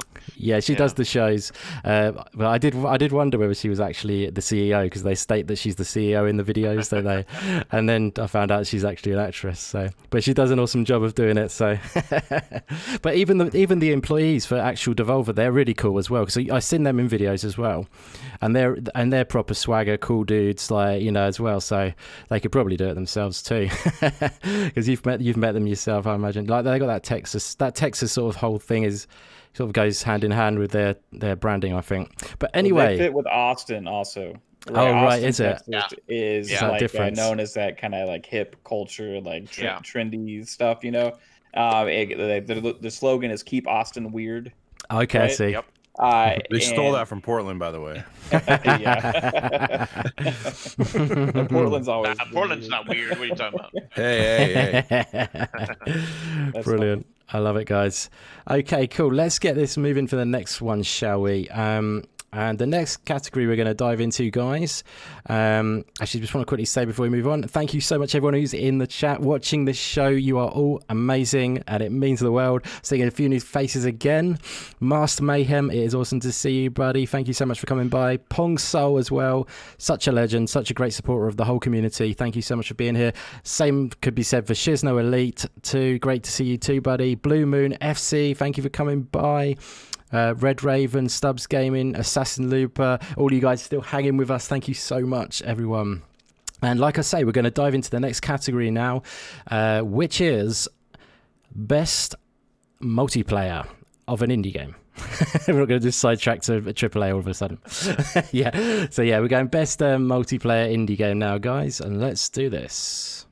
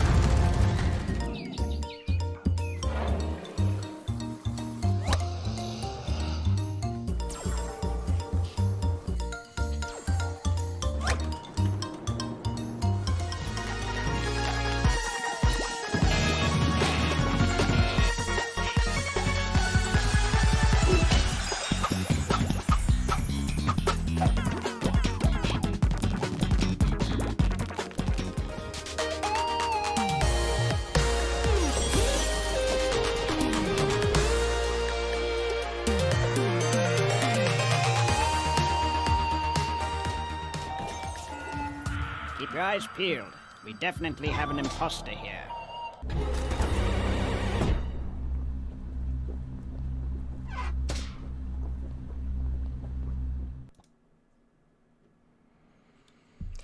Okay, guys, and the winner of Best Multiplayer Indie Game is Fall Guys, as you expected. Evolver Digital. Yes, indeed. What a link that was. I did that on purpose, not. Yeah, no, great to see Fall Guys win that one on my point of view. I'm just going to quickly say before I pass it over to you guys, Among Us, I did disclude it. I did, if that's a word, I did exclude it is probably a better word. I excluded it from the list, and then all of a sudden it was announced to be out on this year. So it got put back in at the last minute before the show. I was going to say it was out in 2018, but actually it got released this year because the other day it got released, didn't it, on console. So that, if you're wondering about that, Among Us did actually get released this year. I wonder if that was why it was in the Game Awards as well, because they maybe knew a little something about it being released later on. I don't know. But anyway, that is pretty cool. There was some cool games in there. I'm going to fire this one straight over to Fun Speculation Mav. One game in there you talked about earlier, which was in there, but how do you feel about Fall Guys taking it, and maybe some of the others like Moving Out being in there, bro? Yeah, I think Fall Guys has kind of captured a lot of people, and I think it's fair enough to win that. You know, it's a different take on the whole battle royale style of trends of game that's kind of come out there, right? Yeah. And it's nice to see different kinds of games, like I would say new genres, new takes on play styles be created. And they did a good job with that. Besides that, Moving Out was also awesome, and I mentioned that, but that's not even the game I voted for this category. Oh, okay. The game I actually voted for this may surprise some people, and that is Tetris Effect Connected. Okay, nice. So technically, I don't know if you want to call that an indie game. I think it is. It's made by Indie Studio. One man made it, didn't it? I was thinking about putting it in there, and then I thought, no, you can't do it. It's a funny one again. I mean, I played it every night with my wife, right? Yeah. We battle each other. We play it online competitively. It's a great experience that way. It has a great co-op mode as well that you can have fun with. So the amount of competitiveness / relaxation and chill time, it's just getting so much play time from me in the multiplayer modes that it had to be my choice. Very nice, my friend. And if I had considered Tetris as an indie game, I definitely would have voted for it in this category. It's made by I mean, it's made by one man. Look it up. I did a lot of research into everyone's pick, so by I had Microsoft. I don't know. No, it's not. No. Yeah, it's published by Enhance. Yeah, it's not Microsoft. Yeah, I mean, I looked it up. I double because I had to do a lot. We have to recount the votes. Okay, what was it? Let's change yours now, shall we? Be in there. What was your pick? What did you vote for Archimedes, my friend? Fall Guys. Oh, okay, wouldn't have made any difference. I remember being on your show the last time. Fall Guys was the emphatic winner. Yeah. You introduced me to that game. Oh, really? When I was on the show last time, I haven't heard from Fall Guys. Amazing. And it was out for like 2 days or something like that, and you Yep. were advertising it a lot during the show. So yes, I had to check it out. And that was before it came out, I think, was it? We were talking about just before it came out, was it? Yeah. So I remember that show. Yeah, because after that, we've played quite a bit of it. Me, Coop, and Fastback, and also I think we did some with HDK at one point, didn't we? And I'm thinking Master Mayhem as well, and I think we did one with Flamish too. So yeah, we did a bit of. It's a good game to play with friends. I mean, I want to do some more, to be honest, because they've had new seasons. But yeah, I'm gonna. If you finish, have you anyone more you wanted to add on that, Archimedes? Sorry, I keep cutting you off, my friend. No, all good. But you're a fan of Tetris, it's an though. addictive game. It's this kind of game where you say one more round and you end up 3 hours later. So yeah. Yeah, it is definitely so like that, especially when you're chasing that crown. You know what I mean? Because that, it can be tough to get that crown. That's my point of view anyway. But yeah, it's definitely a fun game, and I think it definitely deserves the win in that category myself. I agree.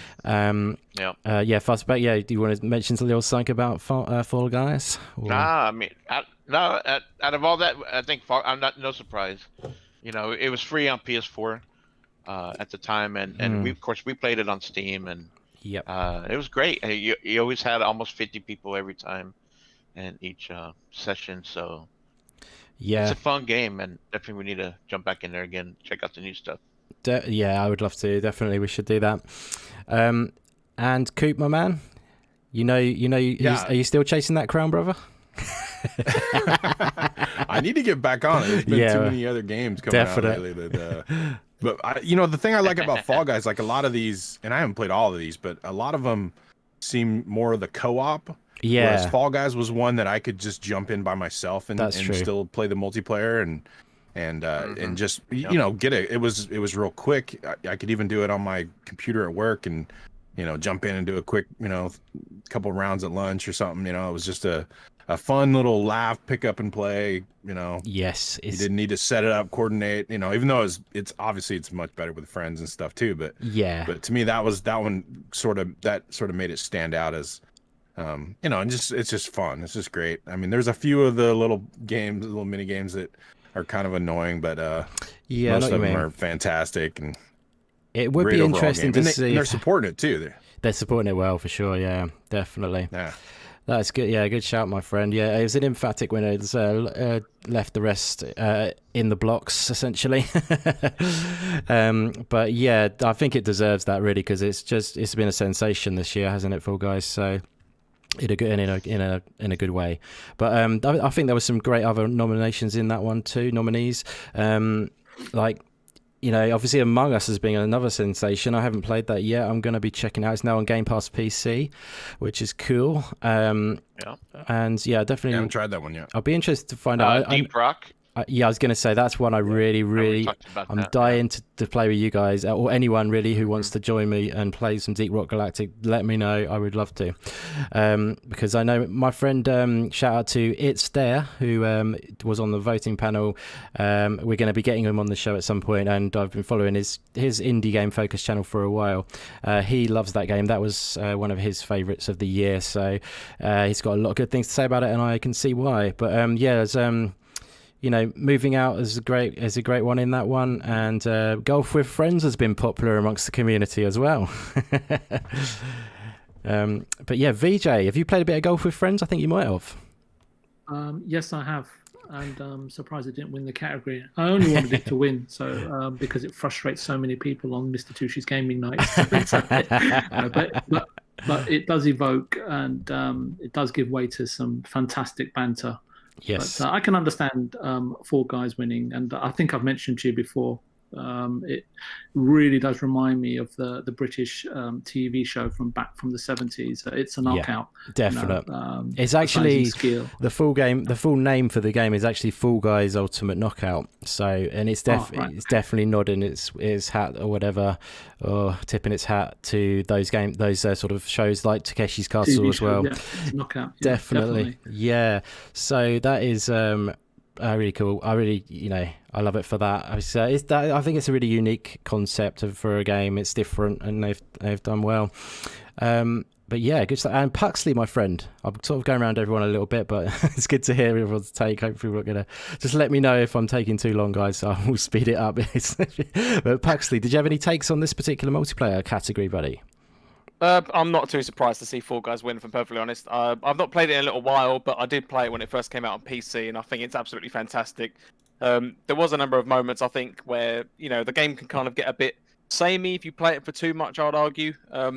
But if you've got a good group of friends around you, then it's such a great game to play. And I think Media Molecule have also started to really pick up on their seasonal updates and adding a lot of more content to the game more frequently throughout the periods. Similarly to what VJ said, I mean, I've played Golf with Friends as well on Mr. Tushi's community game nights, and it's been such a great laugh. So I think there's so many close contenders between all of it, but overall, I'm not surprised to see Fall Guys win. I think it's a great game.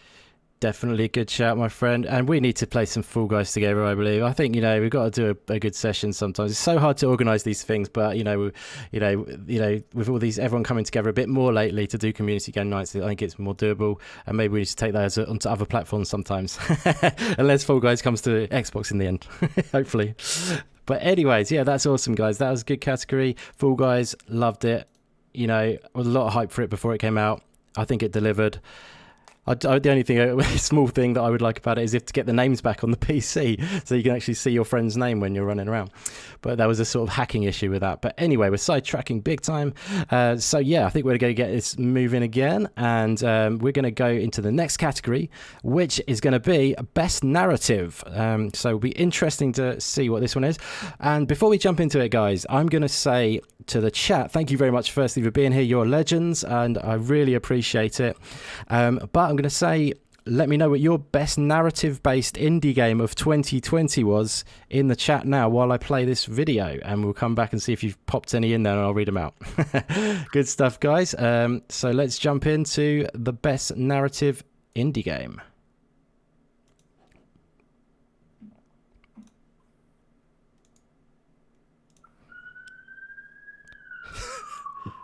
Please come in. GTA 5.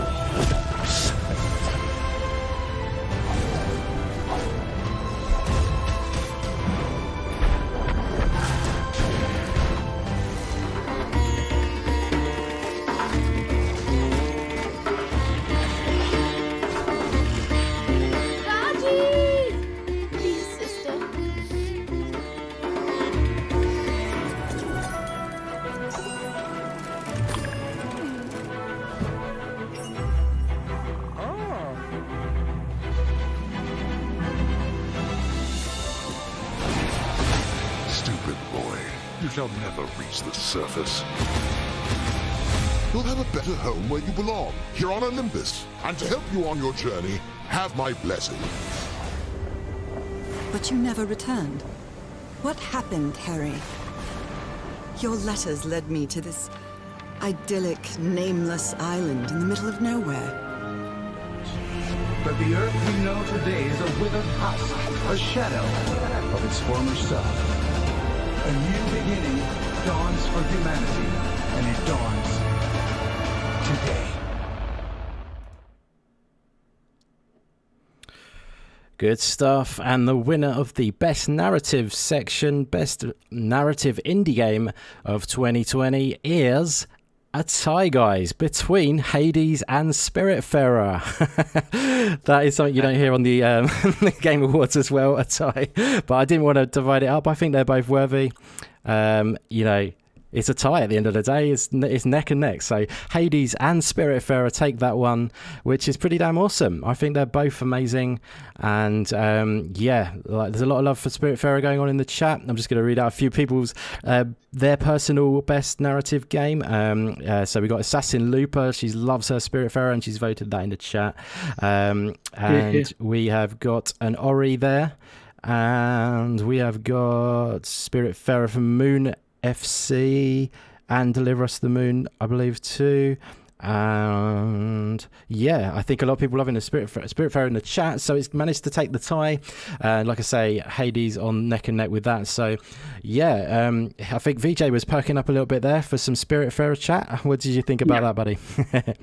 Well, it was a toss-up between Spiritfarer and obviously you heard the police sirens, and they're filming Police Academy 9. So, yeah, it's a toss-up between the two. So, yeah, I'll go with Spiritfarer. Okay, just about made it then out of that and Police Academy. Yeah, I like it. Good stuff. So you've been enjoying that game, haven't you, my friend? Yeah. It's a little. It's anything to add on? What do you think of the game, or? I haven't played it enough to tell you, but I can tell you I like the story, the setup, the scenario. I love the music, and if there's fishing and cooking in a game, you've got me like in hook, line, and sinker. Unfortunately, yep. So nice. So yeah, and obviously I didn't know you had a cat as a companion, and you can actually interact with it a little bit here and there. I mean, not to any massive degree, but you can play co-op with the cat as well. Sorry. Someone can control the cat as a co-op element as well. That's something they added. I'm not sure. I think that is something. I think I heard that. Yeah. So, but you know, it's only a small element. But yeah, no, it's got those elements, and a lot of people do love fishing in their games. I know Jez Corden does. he's always craving his fishing in games, and obviously you do too, which is fantastic. It is a magical game. It's a very ambitious game and a very daring game as well. Like taking on that theme of death, essentially, which is, like I always say, to be applauded, as the way they've done it is very tasteful. Yeah, absolutely. And even Ori takes on, the theme of, light and dark. Yeah. I mean, so and it's interesting that they've been taken on by teams. And the thing is, when I see what these teams have actually produced, I wouldn't have them created or produced by anyone else. I think they've found, the right homes in which those topics have actually been designed and developed from. So I really appreciate it. Awesome, buddy. Good stuff. That's fantastic. Anyone else who wants to jump in on this particular one? Like I say, we've got Hades and Spiritfarer tying for the top, and then coming in on the third position essentially is Ori in third. So yes. All right there, Indy Keeley. I was waiting for Ori it. and Deliver Us who needs more love in the show. Definitely. If Hades won this chat has one, broken we know the it would've tie. been rigged. The chat has broken its tie. Exactly. Chat's broken. Console's right. Chat's broken the tie. By the way, I Spiritfarer. Hades got one Call of vote, the and I Sea- voted the second one, which was worth 5 votes. So. Call of the Sea has an underrated narrative there also, because the dialogue of the main character that you're playing as in that game, as she's walking around and kind of living in her head and kind of talking, is actually really well written. And I think the voice actress did a really good job as well. So yeah, I mean, it's good to see Corsina. Sorry, I was just going to say, it's the timing as well. Sorry to cut you off there. Timing is unfortunate for games like Call of the Sea and Unto the End. Maybe next time we do this, we'll do it in January or something like that. But yeah, just say that maybe if more people would have played it, it may get more votes. It's just one of those things, isn't it? So Call of the Sea looks a magical game. But yeah, carry on. Sorry, I cut you off there. Fun Speculation Mav. Oh no, you're fine. I keep calling you Fun Speculation Mav. I'll just call you Mav. Yeah, Mav is fine. It's because I see your name on the screen and it just keeps coming up, and then I see it messes with everybody. But that's my handle, my YouTube channel. But like, if I just named my channel Mav, it was taken. So I see. Cool. I like it. No, sorry, it's just it's me. I'm terrible. But yeah, no, good shout. But did you play Spiritfarer much at all, or what was your vote in this category? Sorry, yours was Call of the Sea, was it? yeah, I think I voted for Call of the Sea on this. And now I started Spiritfarer. I've actually watched more of Spiritfarer than I have played it, but I did start it.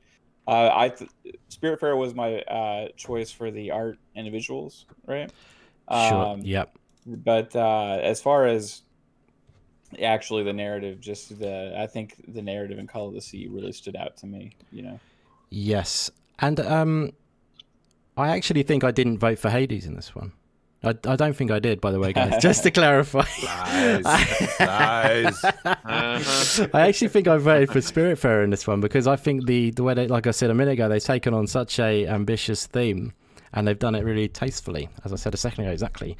I'm pretty sure that was it, because I wanted to share my votes out a little bit, because that's the thing. It can result in, like, you love one game, and then that just gets voted for in every category. So I wanted to say, Fog Soul says lies as well. I was wondering when I was going to get called Indy Keeley or something on this show. It was inevitable. I think the only game I voted for more than once was Ori. Oh, okay, cool. So you've done this similar, maybe sharing those votes out kind of thing, yeah. Same here. I had a hard time not putting Ori in every category. I kept coming and go, no, I can't do Ori again. No, I can't. Exactly. I think you did well. I remember your votes, Coop. They were quite eclectic, sort of light and varied, I would have said.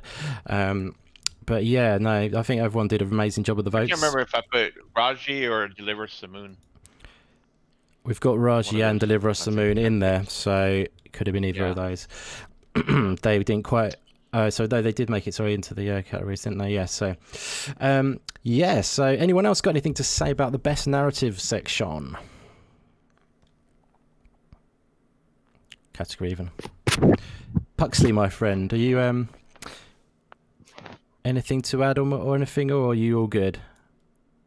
Is he best still? No, I kind of mirror what everyone else has said, really. I'm not even much sure what I can add, but again, there's so many different great games here which keep coming up. So I think what I'm really seeing for all the different nominations for the show is just how great these games are to have been nominated so many times across so many different categories, and that I really need to start checking these out, because there's a number of these great titles which I just haven't had the time so far to jump into, but I really need to get my backside in gear, I think, to jump into some of these great titles, things that keep coming up so often.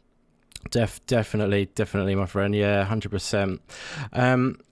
So, yeah, I think, are we good to move on, guys, or is there anything else you wanted to add on there? Move on or move on? Yep. Move on. Move on. Everyone's like silent. I should probably just keep it moving, shouldn't I? Okay, guys, we're going to move to, we're going to do the next two ones. We're going to do next one's going to be best puzzle platformer. And after that, we're going to do best new indie developer after that one. So, yeah, like I say, we're going to jump. I'm not going to do them in a row, but we'll just to let you know what we've got coming up. So I'm being even more like Keely now. Coming up after the break. And the winner will be. The winner is. Yeah, exactly. After the break. The final 8 will be revealed in like 10 seconds. They're like reeling them off. Okay, guys. So yeah, like I say, best puzzle platformer. Let's check out the nominations for the best puzzle platformer indie game right now.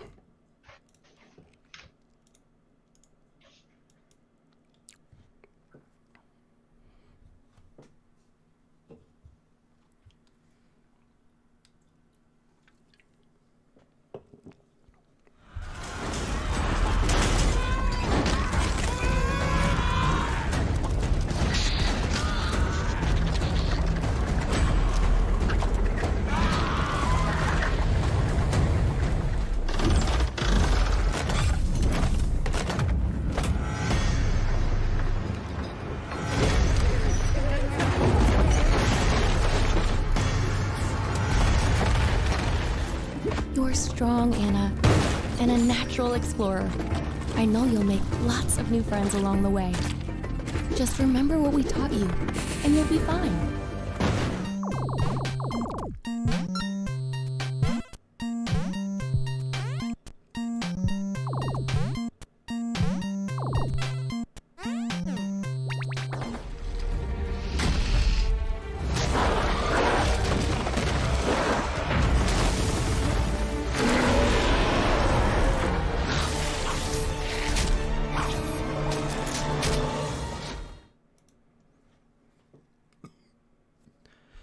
And the winner of that category is, which is it named Best Puzzle Platformer Indie Game, is Ori and the Will of the Wisps.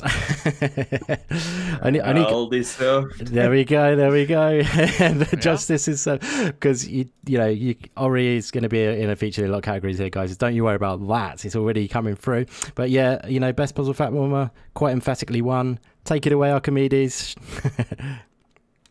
Yeah, I mean, well deserved. Ori, we talked about it. It's an amazing game, but I want to shout out Carry On, which is also an incredible game and such a surprise to me. It's probably, if we have had a category for the biggest surprise, Carry On should be in there because that was also a superb platform or puzzle game. Yes, definitely. No, good shout. Yeah, it's good to give those guys, the other guys who aren't the winners, some mentions too, for sure. As I say earlier, it's good, to be showcasing these different games.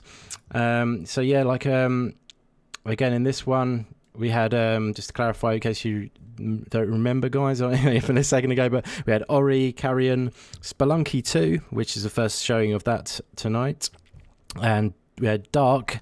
And we had D-Leveled.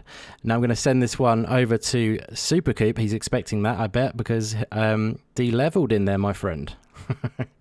Yeah, D-Leveled. That was cool. We talked about this one a few times. Yeah. Great game. Good. Just a new concept. I mean, this was another one that I almost put in the hidden gems. Yes. It's just a. It's a true puzzler, and, exactly. And it's a new something that we haven't seen before, and great mechanic to it, and yeah, I just think it's one that deserves some praise. Yeah, and again, I couldn't put Ori in every category. So. Yeah, exactly. You could easily put Ori in that one. Ollie Mers. No. But yeah, you could easily put Ori in that one as well as the winner. But yeah, that's like my thinking too. Like there's a lot of cool puzzle games, and it was kind of a tricky one because that was kind of we could vote for just exclusively a puzzle game or a puzzle platformer, like hybrid, or you can vote for a platformer that really without puzzles. Most of them have puzzles, but yeah, essentially it's any of those categories fit it. But Carrion had some good puzzles in there as a platformer, Metroidvania-ish. I know Fastback loved Carrion a lot. Pleased to see it in there again. I only called you Carrion then. Fastback. You are the Carrion beast. Oh yeah, definitely. Yeah, no, stuff. that is a great game. It's catching on, and more people are starting to check it out. And you can't get lost in that game. So Yes, gotta pay yeah, attention. definitely. Yeah, no, good stuff. Let me know in the chat what your best puzzle platformer of this year has been on the indie scene. Love to know. Thank you so much, everyone who's still hanging with us. Again, you're amazing, and it really does mean so much. So yeah, let us know what your best puzzle game is of this year. And anyone else got any takes on the puzzle platformer category? Lots of good games. Lots of good games. I mean, yeah, lots of good games. It's amazing how many of these games that are nominated actually are and winning tonight are in Game Pass. It is indeed. Yeah, I do think that's maybe a slight trend towards the voting panel. I don't want to debunk my own system. Well, I mean, so a lot of them aren't even just Xbox games. They're like Yeah. Carry On, Spiritfarer. Yes. So it's pretty interesting. Ori though is platforming greatness. It is. You can't go wrong with Ori. It's an amazing game. If you haven't tried it already, which I'm sure most of you have, definitely do so. Spelunky is a cool game that I need to check out too. I haven't actually checked out Spelunky, which I feel terrible about because I know it's a very popular roguelike game, and I'm getting into roguelikes more. So yeah, gonna check out a bit of Spelunky at some point. Spelunky 2 came out quite recently, so but again, Dark, I'm just really happy to see Dark in that one again. Not being the only person that voted for it as well is cool. So yeah, I voted for it in that category, as you may be able to tell. But yeah, I'm going to keep it moving if that's okay, guys. And we're going to move on to the next category.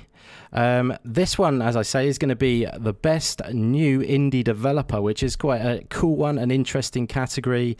Yeah, there's been some cool new studios come out in this category showcases some really cool talent and really amazing talent, and working on some amazing games. So I think this is a nice category to check out, and get that notebook out again, guys, because there's some cool games in here.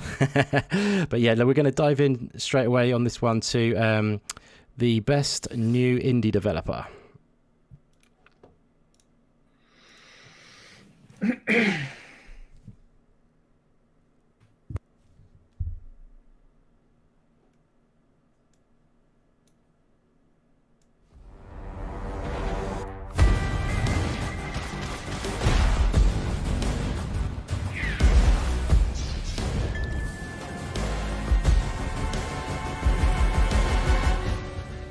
I couldn't stop thinking about the others either.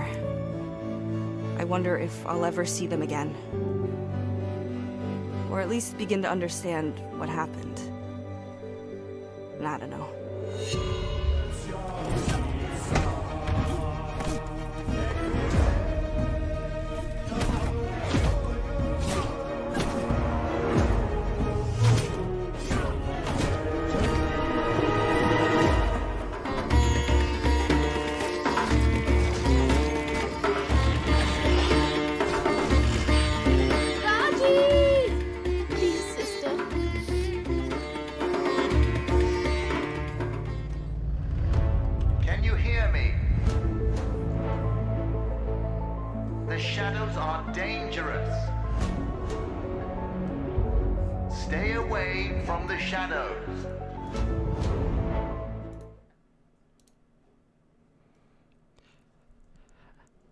Awesome stuff, guys. Some pretty cool games in there. Some pretty cool developers in there. Some pretty cool developers in the chat too. If you don't win, man, I'm sorry. Let's see who's won. Let me just do a quick count up on this one. Who we got here? Tunnel Vision, Nodding Head Games, Beard Envy, Thomas Salah, Pretty Epic, Who we got missing? Oh, hang on, it's Song of Iron developer Joe Escape. Joe through Escape. Shout out to him. He's in the chat. Thank you very much for being in the chat, Joe. And you've won that category, my friend. I don't know what that means to you. Probably nothing. But I think you're doing amazing things, brother. And you have been voted by the community, not just myself and not just Archimedes, who are been close with you recently. But yeah, it's good to see that the community have voted that as well, my friend. So congratulations. You deserve it. Obviously he's known as Joe to many of us guys, but his studio is Escape, and he's making Song of Iron, and you may well have seen a lot of content on this channel featuring his awesome game Song of Iron. So yeah, I'm firing this one obviously straight to Archimedes, because he has been someone who's covered his content as well as myself. So what do you think of that, Archimedes, brother? We should get sorry, just before you say it, we should get Joe in on the stage, shouldn't we, really? But but yeah, what do you think, bro? Well deserved. He got my vote. Song of Iron is incredible, fantastic game. Everyone who loves Inside should have a look at Song of Iron. And besides that, he's a super positive guy. I love what he's doing on his Twitter channel, being so open and transparent with the way how he develops the game. He always keeps you at the loop. You can really see the progress in the game. Yeah, and besides that, he's just a fun guy to talk to, so well deserved. Very nice, my friend. That is awesome. So I'm gonna fire this one to Mav next. Have you checked out much Song of Iron action, my friend? I have not yet. I'm sorry. I That's all right, buddy, no worries. Promise. Don't you worry. Everything about this game looks absolutely amazing to me. And I've been excited to play it. So I'm definitely going to be getting that game and checking it out. Definitely. As far as my vote on this category, I reached for one that I didn't think was going to get a lot of talk or action as well. And that was Lucky Mountain Games. Okay, nice. Yep. They were the two done make Hot Shot Racing, which I think I can't find another game that they've created. So I think it was their first title.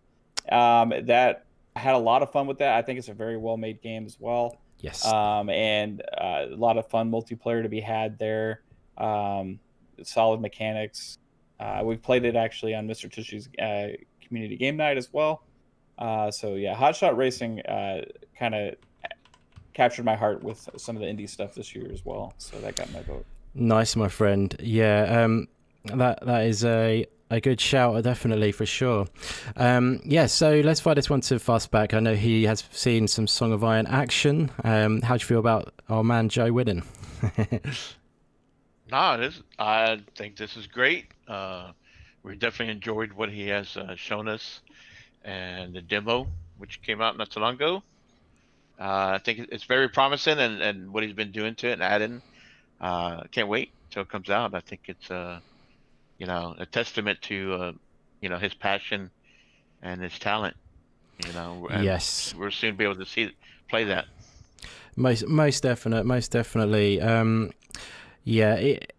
Like when I first saw, like I for example, Mav has just probably looked at that video there. I don't know if that's the first time you've seen that, Mav, or not, but I've been following this game. I've nice. Waiting until I can play the full thing. That's cool. Yeah, no worries. Yeah, I'm really excited about it. Well, when I first saw like the clip, it was on the Idea Xbox reel. So I can't remember which event it was, but it was a very small amount of it, and I said to him, it really shone through. Just really clear how good it looks, just in a sort of 5-second or 10-second clip, whatever they give you on those short reels. I think it was the talk of that reel, actually. A lot of people, that game stood out. To me, it did for sure. So it was it's kind of like the talk of the talk of the trailer. They always do this sizzle reel every year, at like an E3 event or whatever, and afterwards there's always like one or two games that just stood out. It was the talk of it. Yes, yes, you mean. I think Song of Iron was definitely that game. Yeah, it was for me. It stood out the most. There was a lot of good games in that though. There was like the Falconeer and stuff like that. There was a lot of good games, but yeah, it definitely stood out as something amazing. It's special, very special. And yeah, like I mean, it was just checking out on Twitter and stuff, and it was cool. I got into the DMs somehow with Joe after sharing it out, and he was very kind to say thank you. And then we just got chatting, and it was cool to have that interview. If you haven't checked that out, guys, we did the interview on the show quite a while back. So if you wanted to check that out, then feel free. But if not, then no worries. But we will be doing another one. Hopefully, I'm going to ask him at some point when the run up to the release. We're going to hopefully get him on the podcast and have Joe on again. So definitely keep your eye out for that one, because Joe's a legend, and it's going to be fun to do the run up to his release, which at the moment is scheduled for a window of middle of next year, which is the answer which has been organised to be said. If you see what I'm saying, he's going to get closer to release before he targets the actual release date, which makes complete sense, and that's the indie way of doing things, because you want to be able to control your destiny at the end of the day. But yeah, Coop, my man, what do you think of Joe getting the old award? I know it's only our awards, but it's good to see him up there. Oh, absolutely. No, big congrats to Joe. That's well deserved. I voted for games that I had played and I haven't played. Obviously, Song of Art looks awesome. I can't wait. The thing I'll shout out to Joe. If you're not watching his YouTube channel, I mean, I didn't realize he had a YouTube channel I think until after your interview, and then I got in and it was just like binged, because he gives you a cool behind the scenes look at the actual development of the game, which is just awesome. As a lifetime video game fan, it's really cool to see a transparent, sort of view into how the process goes. So interesting, yeah. Very, very good channel. Again on Twitter too. Good follow on Twitter, and huge congrats. I can't wait for that game. Nice. Looks awesome. Definitely. And, well deserved, man. Congrats. Good You're stuff. probably winning again next year, because when the game comes That's what out. I was going to say. Yeah, he's sweeping it. Yeah, win it definitely. Nice. I mean, next year it's got a lot of promise. There's a lot of good games coming up. But like that is definitely on the highly anticipated list for me and a lot of people. So no question. Oh, hello. Did something cut out then? Hello. So VJ, what have you thought about Song of Iron? I know you probably have a unique perspective. Is he there? Oh, sorry about that. Yeah. That's all right. I think, look, I can't really speak to the Song of Iron. I've just seen bits and pieces, but I think my takeaway is that you can clearly see and appreciate from everything we've seen today and everything that we've experienced from indie games over the years, especially for many of the guys on the panel who are much more better acquainted with indie games, is that you can clearly see and appreciate that quantity, quality, and substance, which is lacking, I would say, in AAA games, can exist in the indie gaming sector of entertainment quite equally, I would say. I think visually. And visual and artistic intelligence is right there in front of us, and the future possibilities of independent games, how they're funded, and how they're created. It's good to be reminded, because it's only a few decades ago that during the 90s, when development and creativity and inspiration sort of ruled artists and coders. And hopefully going forward, that the possibilities sort of resemble more of let's say a Shannon number, right, going forward into the future. And as I think Puxley was saying, there's so many good games there, even seasoned gamers aren't aware of. And it's good, as I say at the beginning of the show, that shows like this, and which are few and far between, are equally as important, to show support and awareness, and they can be monumental, right, in shining a spotlight on the indie gaming scene. And for me, being on it for a very short period of time, sort of solemnly speaking, it's been striking and awe-inspiring, to be quite honest with you.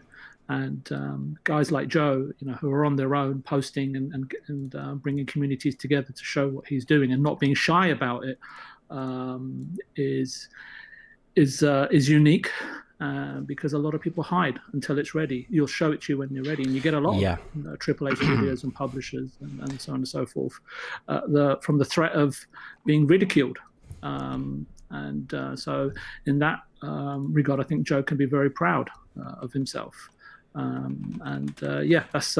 That's everything from my point of view. And I do hope that we continually see sort of mind-blowing entertainment that continually engages us. And so that's my perspective. Sorry if I went on a little bit. No, that was great. I mean, definitely the accessibility thing is fantastic. Joe is one of the most like transparent devs you could imagine, like posting stuff is what he's doing all the time. Like Coop said, he's got an awesome channel. Definitely check that out.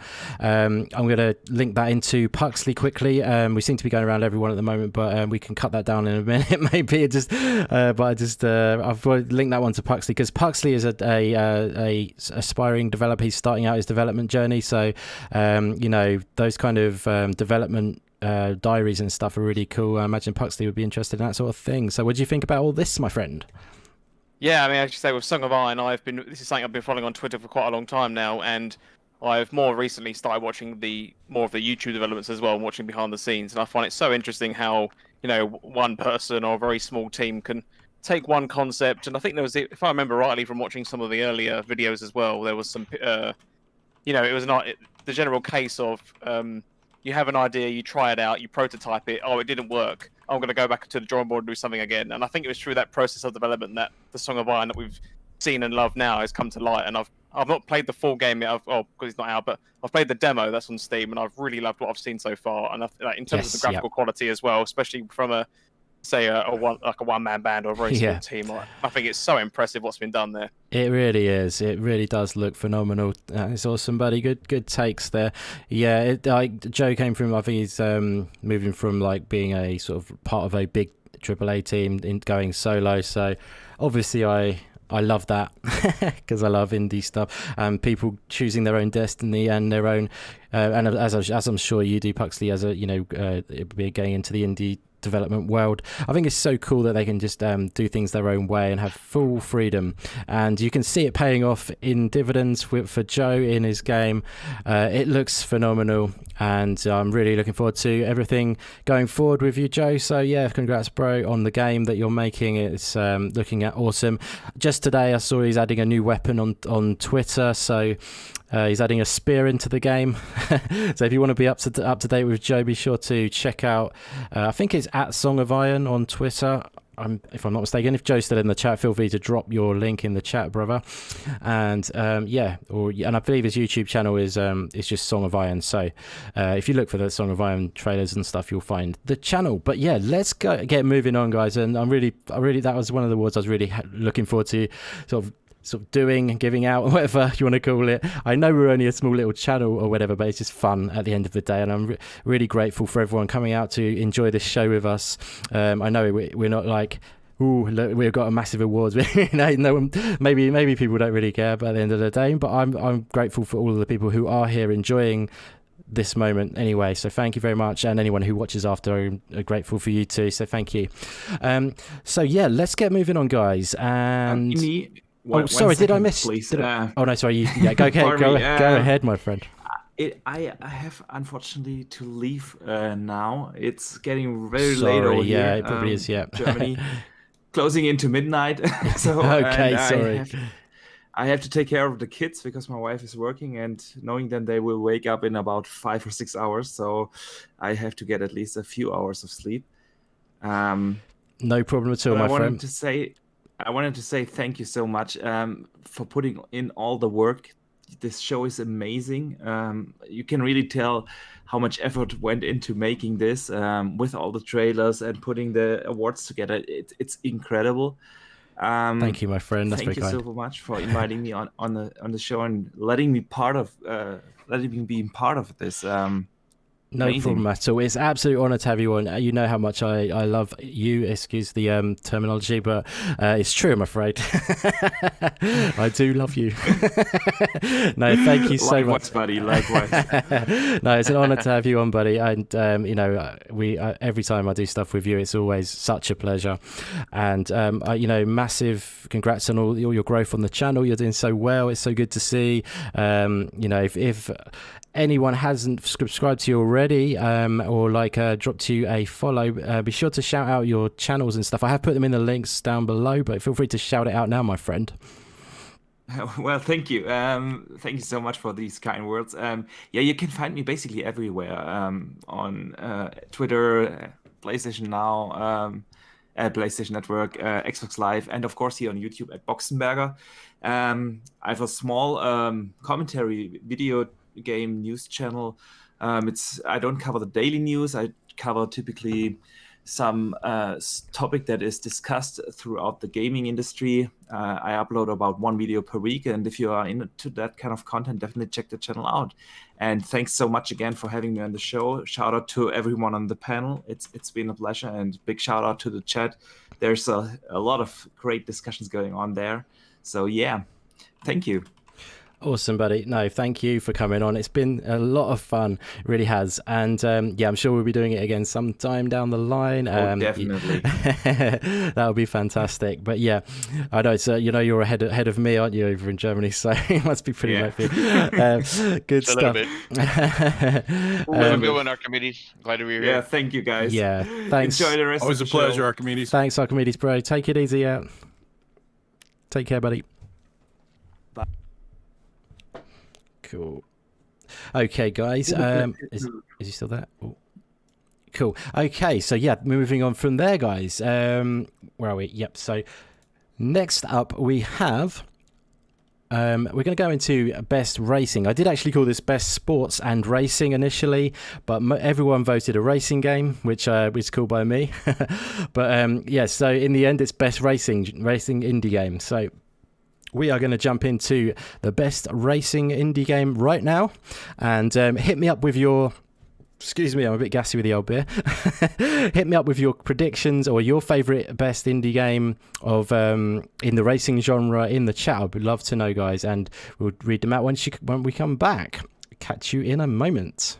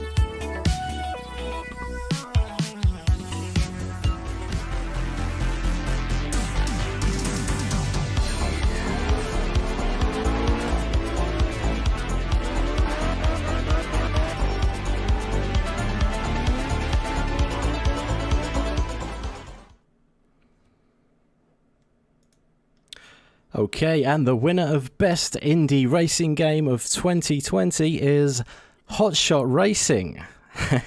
Applause, applause, applause.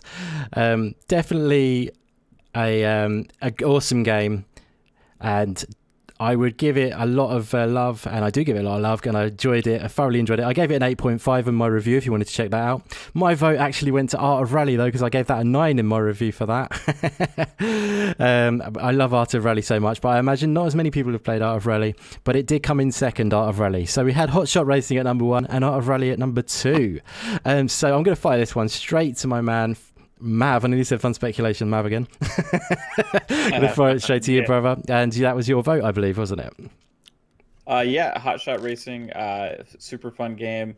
It is almost like playing a kart racer, the way the cars handle a little bit, and it has that rubber banding type thing where you can, like, if you get way far behind, it's not over.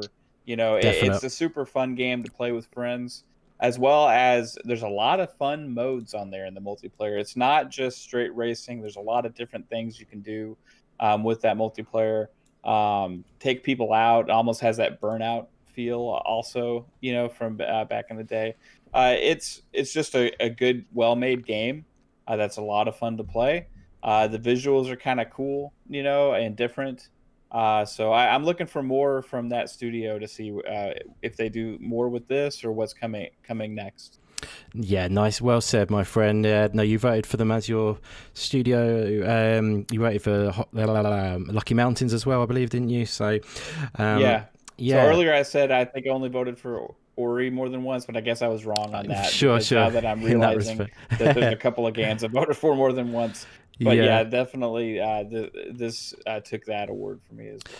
Yeah, so just to clarify, a few people were asking about Art of Rally, which I absolutely love, because Art of Rally is such an amazing game. It's a phenomenal game, but unfortunately it's not on Xbox for the people who are asking. It isn't on... Sorry, it's in Steam. It's on Steam, so you get on your Steam, it'll run on a potato, as they say. That's the beauty of it. Yeah, it'll run on a low-spec PC very nicely. So yeah, feel free to dive into a bit of that, because you will love it. It's an awesome game, Art of Rally. Yeah, it'll blow you away, I think. I mean, I know that Coop and Fastback will probably do a good job of explaining that. So who wants up to talk about this winner and maybe some Art of Rally too? Oh, well deserved. That was actually a close second for me, Hotshot. Oh, nice. I think Hotshot, the one difference is the multiplayer, which they do have the Ghost now in Art of Rally. And it's, it's only on PC, so it's not as many people have gotten into it. Hopefully it'll come to console soon, because Art of Rally is just, that got my vote. I love that game. And I have, for me, as far as gaming, I don't have as much time to play multiplayer, whereas I think if I did, Hotshot might have gotten the nod, but just for the single player aspect of it, sort of the time trial, trying to beat your times and, progressing through the game, Art of Rally just ticks all those boxes for just again, it's another one that, if I'm just have 20 minutes, I can just grab it real quick and try to, get a couple laps in, and just a gorgeous game. I love the art style, love that top down feel of the, just a really, really, the controls. I mean, it plays, and we've talked about this game before. Yes. Hotshot is like a throwback arcade game. Definitely. Whereas Art of Rally is like a top down sim. Yeah, that's true. The handling in that game is just so different. It's it doesn't handle like it looks, you know what I mean? It's like it has that sort of cartoony look, or different art style, but the handling of it, it throws you off, because I went from playing Hotshot that's jarring for a few days. I did that as well, and then I jumped into Art of Rally, and I was like all over the place. What is going on? And you just you kind of have to get more of the sim racing style controls to it, to feel of it, and to really get into it. And it's just just love that game. Great game. Nice, my friend. That is awesome. I love Art of Rally so much. It's jump on the PC and play it, guys. Like I say, you don't need to do a beast rig, and if you haven't got anything, obviously, then hopefully it will come to console later, because I think it's doing pretty well. It's got I think it's very positive on Steam. Potentially maybe even some overwhelmingly recent reviews or so, but it deserves overwhelmingly positive ratings on Steam, in my opinion. But overwhelmingly positive is what it says. Is that what it says now? Oh, nice. Yeah, sweet. Oh, you're in the case, my friend. Good. I'm glad it's overwhelmingly positive, because that deserves that. But like Coop said, there's a lot of depth to that handling. It's not just sort of like micro machines, basically. It's definitely a lot more deeper, and you have to sort of, you have to balance the car. You have to modify your sort of like angle of, going into the corners, etc. But yeah, it's an awesome game. It's very rewarding once you get the feel for it. It's very different to Hotshot Racing, where it's very arcadey, and it's almost like Mav said, it's a kart racer almost. It's kind of like I was watching. Shout out to UK Daz. He was playing Ridge Racer 6, and it's like the racing actually looks quite similar to that game. It's very like the drifting is mental in it. Obviously, you just like fly around the corner. You think you've obviously blown the corner, but you actually start drifting at the last minute, kind of thing. Like in Art of Rally, you have to think about the corner before you get to it and stuff, that kind of thing. But yeah, Hotshot Racing wins that category, and yeah, it's a great game. And it's like the multiplayer is great in it, to have that element to it as well. But like I say, my pick was Art of Rally, slightly over it. I mean, I love Hot Shot as well, though. Anything else anyone wanted to add to that category, or any other takes? No, I think that's a great category, especially for indie games, to be able to highlight racing games coming from indie devs.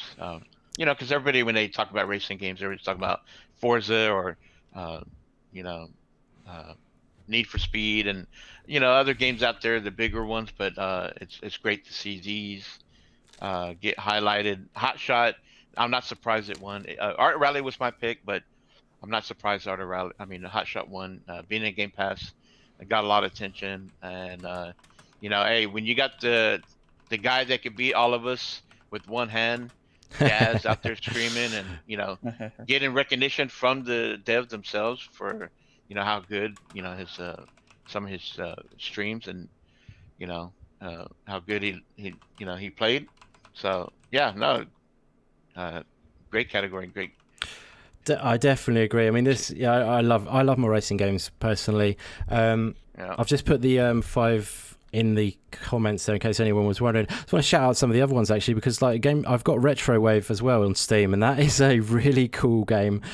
That really caught my eye. I think that's a very beautiful game, and just a straight going through traffic, and yeah, it's very simple. I think I'm gonna pick that up. Yeah, it's like $1.99, my friend. So it's such a bargain for like that. Now, and the Inertial Drift, is that also from the same developer from Art Rally? No, that's it's an Irish developer, I believe. They okay. I spoke to them at EGX Resd, and they're really cool. They're very young and they've done a really good job with the game. That's doing very well on Steam as well. Inertial Drift is cool. I've played the game as well. It's the drift it's very different because you use two sticks to control it. It's different to usual racing. Like the left stick controls sort of like the movement of the car. You don't steer with that so much, but the right stick is like your angle of sort of like drifting, if you see what I mean. So you have a lot of control over it's all focused on the drifting, and it's very cool actually. It works really well. But yeah, definitely worth checking out Inertial Drift. All of those games I would stand behind, especially if you're just looking to pick up a real cheap sort of bargain game with Retro Wave. That's a no-brainer just to pick that up for $1.99 on Steam. So you know what I mean. And the music I actually played in the on the over track of there, I had to replace the sound on that particular trailer because there was copyrighted music, so I had to put in some of my own. But the soundtrack to that game is literally epic. It's like exactly what you'd imagine, like proper like synthwave soundtrack, and it's so like that kind of like gives it that feel. You just got sort of like driving. It's like you're doing a night drive, relaxing with the synthwave running. It's just awesome. But simple. Don't expect obviously the world from it. It's quite a simple game. It's still in. I think it's still in early access actually as well. They're still sort of working things out with it. But like $1.99, you can't go wrong. And just even like $1.99 for the music in the game is worth it. So it's damn good music. But yeah, anyone else want to throw anything in there on that particular category? Puxley maybe, or you got any Yeah, I can quickly jump in. So similarly to my opinions are very similar to what's been mentioned already. So I did also vote Art of Rally, and I agree with everything everyone said. Nice. But Hot Shot Racing for me, it was actually one of the first games I played with the Xbox cloud gaming service when I first tried that out. And not only did it kind of prove the service as well, but the game itself ran very well. And similarly, I've had a lot of periods recently when I've not been able to jump in for long periods of time gaming. So I've been on the lookout in the past for games where I can just quickly jump in for 5 or 10 minutes. I haven't got to sit around through menus or customize things. I can just very quickly hit the start button 2 or 3 times, and I'm in a race. And that's very much what the game is like and what it offered. And I think that the drifting mechanics took me a little while to get used to. But once I did get the hang of it, I thought it was very good. I like it, that the feeling of speed as well. It kind of reminds me of some of the old school, like late 90s arcade games as well. And that's obviously what its throwback was all about. And I think it's very well deserved to be the winner in this one. Nice, good, good shout, my friend. Yeah, it's that sense of speed in it is very good. I agree with that.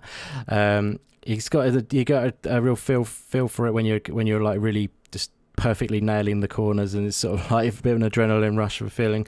Definitely good stuff, guys. Okay, so let's get moving on for the next category. Keep this rolling. And the next category is going to be best sound in an indie game. So let's dive in straight away to the nominations for best sound in an indie game.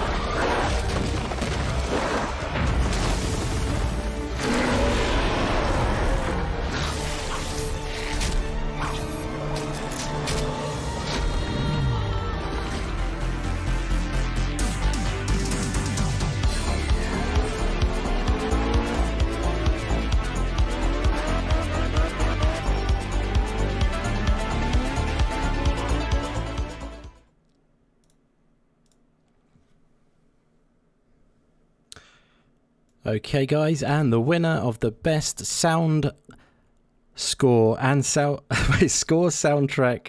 What was the actual title of this one? Best sound. Thanks. Wait, let's go. Score, soundtrack, and music. There we go. And the winner of this category is... I'm so smooth, aren't I, guys?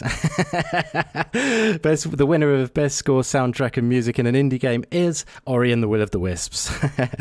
Good stuff. That is a very well-deserved win. The music is phenomenal in Ori, and the sound, as you can hear in that trailer, was so great too. Everything about it comes together so beautifully. Ori's soundtrack is a soundtrack I listen to even when I'm not playing the game. I just listen to the soundtrack alone, so it is phenomenal. Any of you guys got any takes on Ori winning the best sound? 100%, man. It deserves the whole all package. Yeah. No surprise. No surprise. Go ahead, Mav, my friend. You do say it deserved it. Deserves all the awards that it gets and that it's getting from us. It pretty much nails every category. In fact, I probably could have almost voted for Ori in every single one of these categories except for racing games. But there is a racing mode in the game, actually. Oh yeah. So, but as far as my vote for this, because I did want to shout out this game, was Katana Zero. The soundtrack in that game is absolutely incredible, and when you boot that game up, it's just like, hey, and I think that the sound design in that game helps make it really what it is. It kind of gives you a certain vibe and feel. If you like that kind of soundtrack, that synthwave soundtrack, then you'll probably like that retro wave soundtrack, and also Art of Rally's got a similar kind of sound. Yeah, so you might have heard it. I really like that kind of vibe in those games. Yeah, I just think it melded it really well with the action and everything in that game. Definitely, no, I totally agree. I've been listening to Katana Zero soundtrack elsewhere as well. People covering it on YouTube and stuff. There's some really cool videos. I'll have to send you some over. There's some cool stuff. Yeah, yeah, good stuff, my friend. Anyone else want to chime in on this one? If you don't want to, that's no problem. We can move on. But if you have anything you want to add to this one, we had Hades in there, Ori Will of the Wisps, Raji, Spiritfarer, and Art of Rally as the nominations, with Ori winning, obviously. Anything you want to add there, guys?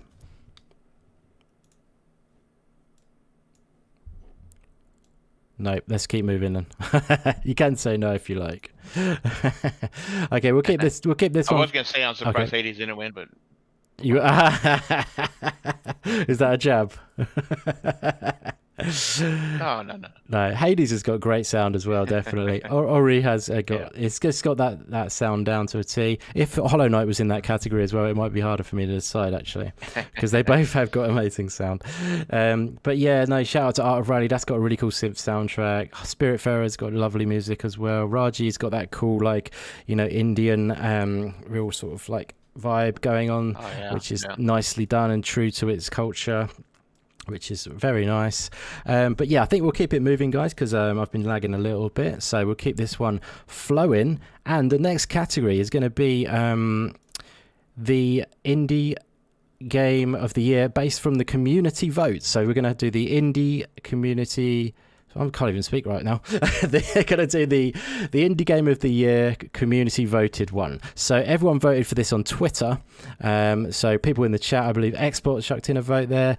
Assassin Looper, many of you guys will have voted. So thank you so much, everyone who voted on this one. We're going to check out the nominations now. Be sure to drop your pick in the chat right now, guys, for your Game of the Year, essentially, on the indie scene.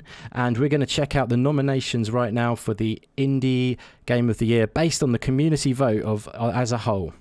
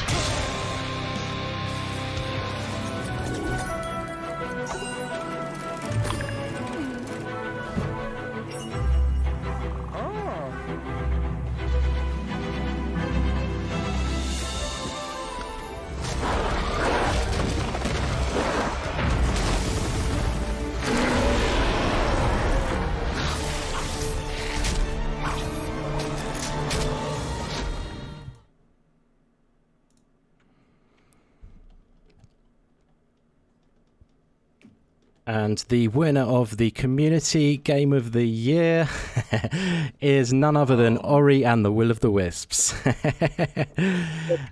Surprise.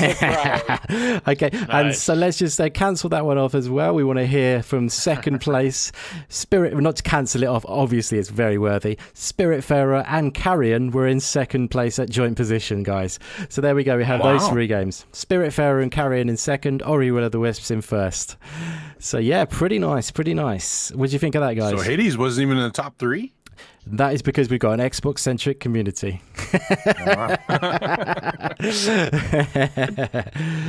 But there we go. No, it's because Ori is the best game of the year.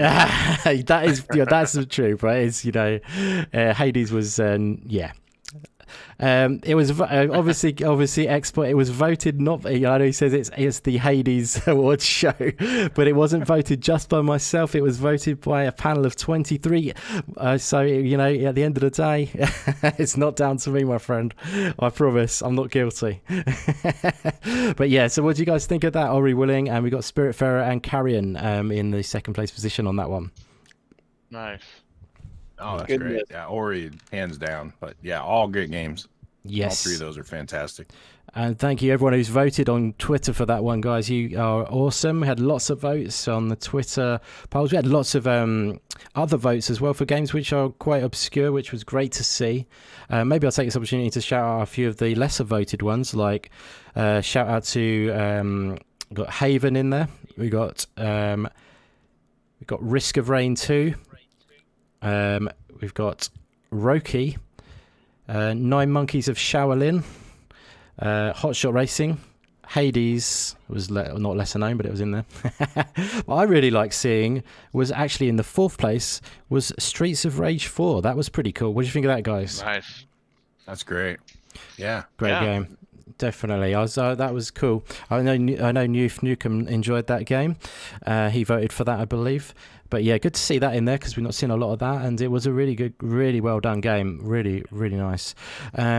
So yeah, pretty cool. Anything anyone wants to add to this one? Maybe I'll hand this one over to VJ. Maybe a little chat about that, VJ. I'm actually going to nip away for 2 seconds and I'll be right back. So take it away, VJ.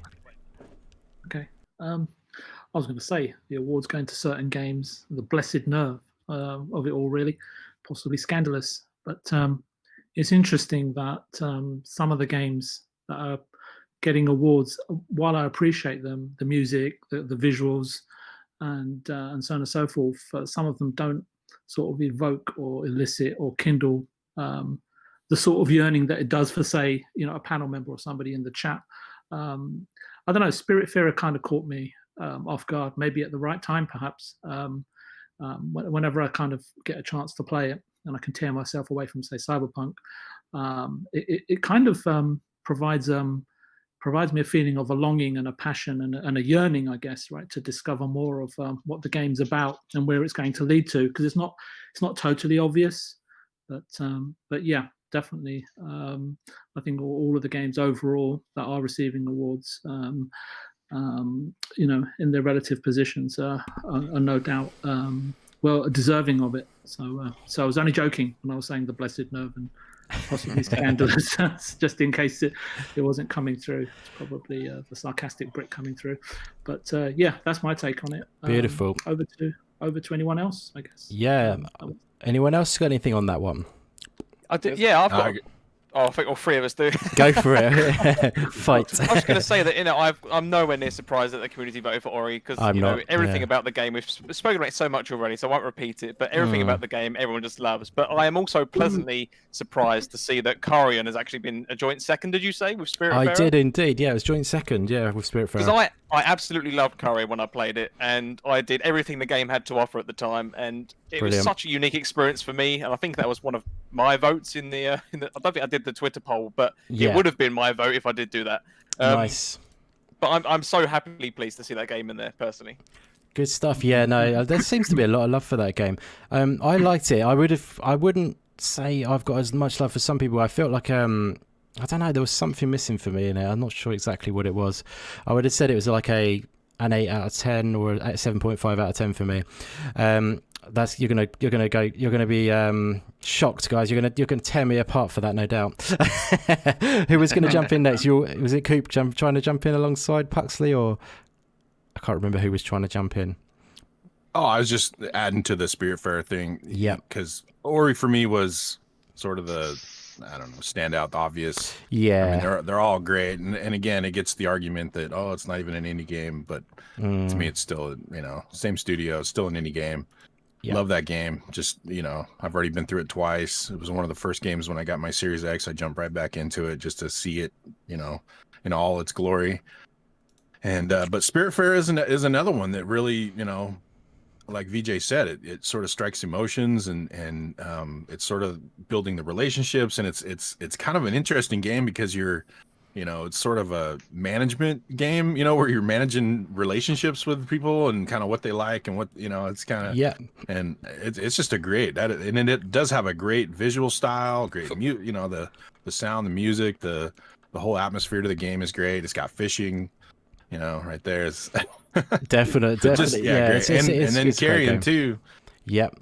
Yeah, you guys know me. I mean, I've been talking about Carrion for a while now, and got to play that at PAX West a year or two ago, and just absolutely loved just something different. It was something I hadn't done before. The whole mechanics of the blob moving around, and I just loved the tentacle, just the screams of the people as you're eating them, and it's just great. Just the sounds in that game are awesome. Sound is really good in that game.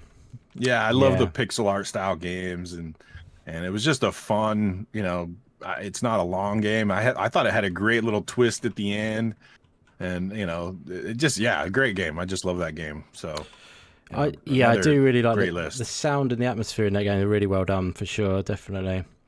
It does, yeah. I don't know, maybe it felt, I don't know, like it didn't, I don't know. There's something missing. I can't quite work out what it was.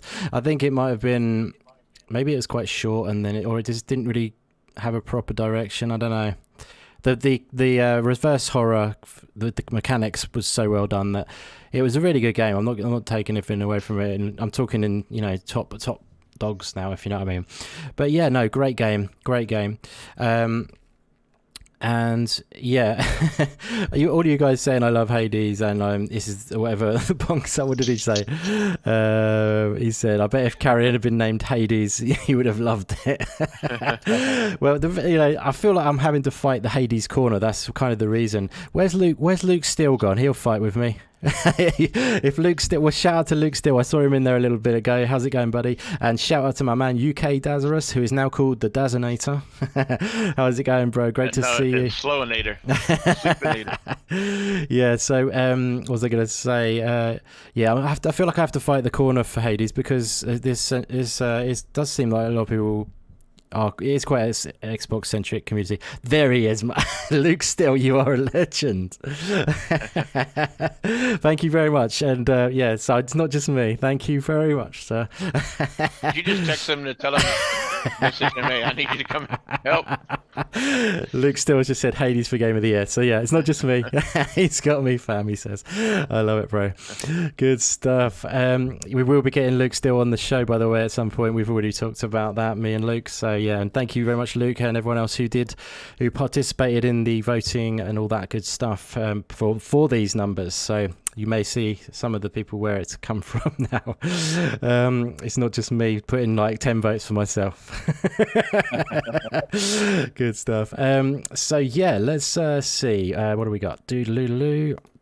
So community and okay, guys. So we've got not too many now. We're going to get these done nice and smoothly. And the next one up is going to be, we'll save the Indie Game of the Year for last. And we will go next up, guys. We're going to check out the most anticipated indie game of 2021 and beyond. So this is for a game that's not out yet and we're looking forward to checking out in the future. As I say, voted for that select panel of people, the 23 peeps who participated, the most anticipated indie game of 2021 and beyond. And believe me, there is an awesome set of games on this list. It is phenomenal. If you played these games in 2021 and no other games, I think you'd be more than happy, to be honest with you. Maybe some of them might not make 2021, but there we go. I think a lot of them will. But yeah, this game is going to be for the most anticipated indie games of 2021 and beyond. Be sure to let me know your most anticipated indie game of 2021 and beyond in the chat while we check this out, guys. Let's check it out now.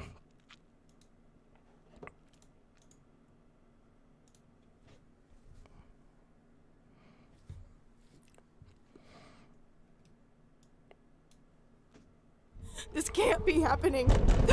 Police, open up. That's him. Did you call the police? We have a warrant. Please open the door. I didn't do anything. We're here to help. Don't listen to him. I'm your only chance.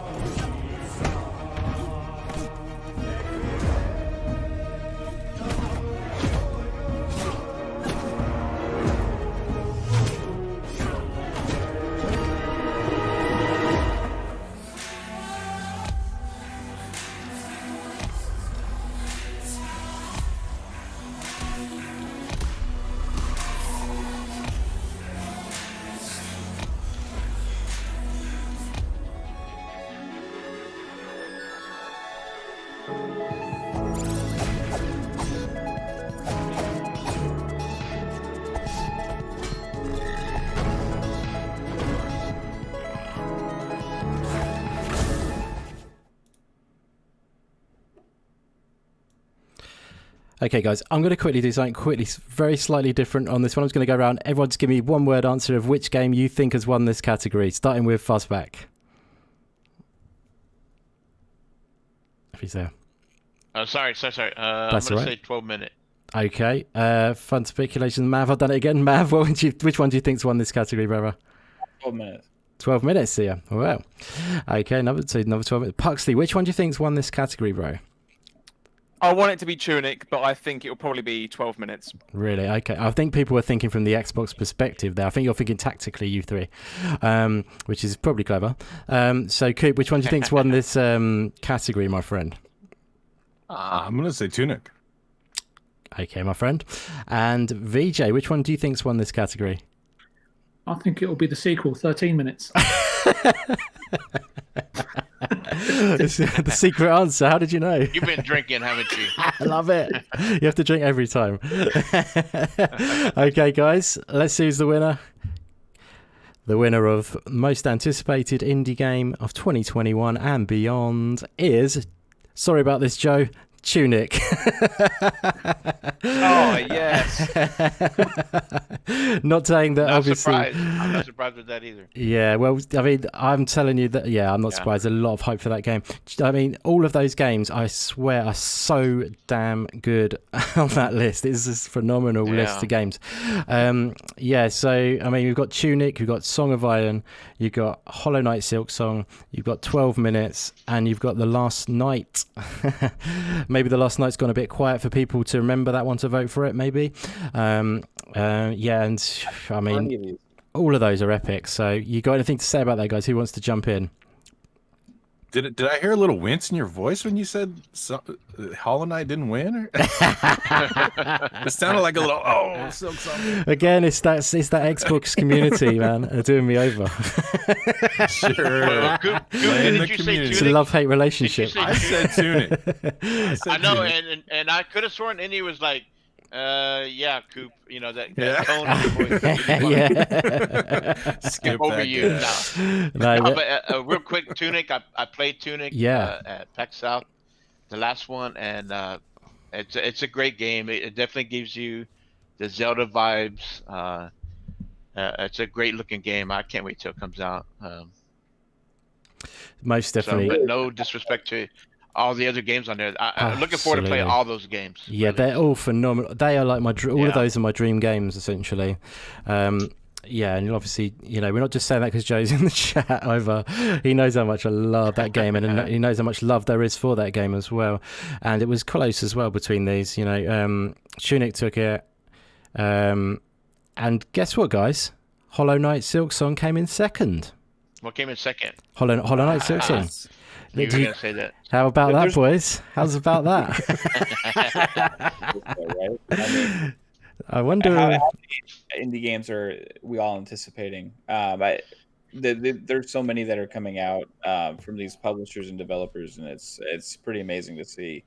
I think the last few years have really solidified the genre and the fact that it's a viable, big, huge part of the business now, and it's good to see all this different creativity.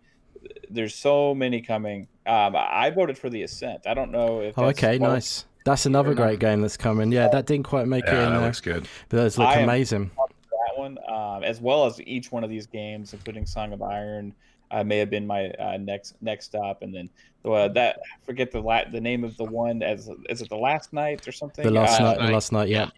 And it's been a long time since we've seen that. You know? Yeah. It's one of those that stood out during a sizzle reel, like Song of Iron, right? They showed it off. Yeah, exactly. They had a full trailer actually on the 2017 E3. It was a full trailer, I think.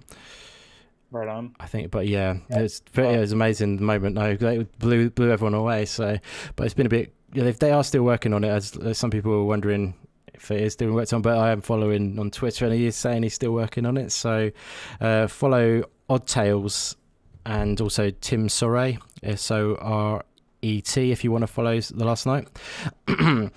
So yeah, like I say, amazing list of games. Everyone knows how much I love Hollow Knight. I feel bad, but it was my vote. Sorry, Joe. I feel bad to Joe. I mean, You're not getting another interview. I'm not getting another interview or anything now. Yeah. Hollow Knight Silksong is just everything to me. It's like the game that was going to stop my life basically, and I just have to go and play it all the time. It's just phenomenal. But like that, all of these could easily been a vote for me, to be honest with you. What was your vote on these, Coop, bro? Did you vote Tunic? I think, didn't you? Yeah, I voted Tunic. Nice. 12 minutes was as close. It was I kept going back and forth. That one I was hoping that it came out this year, but nearly did. Yeah, I think that's probably the closest to release out of these. Yeah. Oh, Joe might have something to say about it. It could be like that. Could be. I think 12 minutes will come out first out of them, and then maybe Song of Iron. But yeah, it's weird talking about that when Joe's right there. But yeah, 12 minutes is supposed to be quite close to be finished. They say it's in the polishing stages, so quite cool. I think that'll be early 2021. Looking forward to that. Yeah, Puxley, what was it you voted for, my friend? I did vote for Tunic, and I'm so happy to see it on this Nice. list. I mean, I've been following this game's development for about the last 3 years, back when it was called Secret Legend. Oh yeah, I remember that. Yeah, nice. That's super early. hyped for this game. I mean, the Legend of Zelda franchise I think it's my number one franchise of all the different franchises that I love. I'd probably go to that one always. And I know there's been a load of developers in the past and more recently that have tried to kind of take that Zelda-esque kind of gameplay, and sometimes they fall short and sometimes they're okay. But this game is, I don't know, for me, it's closest yet to kind of a Zelda-like experience, but it also feels fresh and new in some aspects, if that makes sense. But equally, I mean, similar to yourself, Indy, you know how much I love Hollow Knight, and I really cannot wait for Silksong either. It was very close second, but it's just something about Tunic and my love for the Zelda franchise and how similar that game is, and how well that Andrew showed us has done on this game. Yeah, it gets my praise hands down. It is an amazing thing. Definitely what he's doing with it. It's looking like it's coming along now. Don't know if you've checked out the recent interview he done with IGN, but there's that was. Yes, I did read it. Yes. Oh, cool, nice. Yeah, so it looks like there's a bit of something going on. Everyone is starting to wonder, I guess. But people take a long time to make games. It's like not everyone is as active as Joe. Like Joe's good at doing that on Twitter. He stays in the public eye.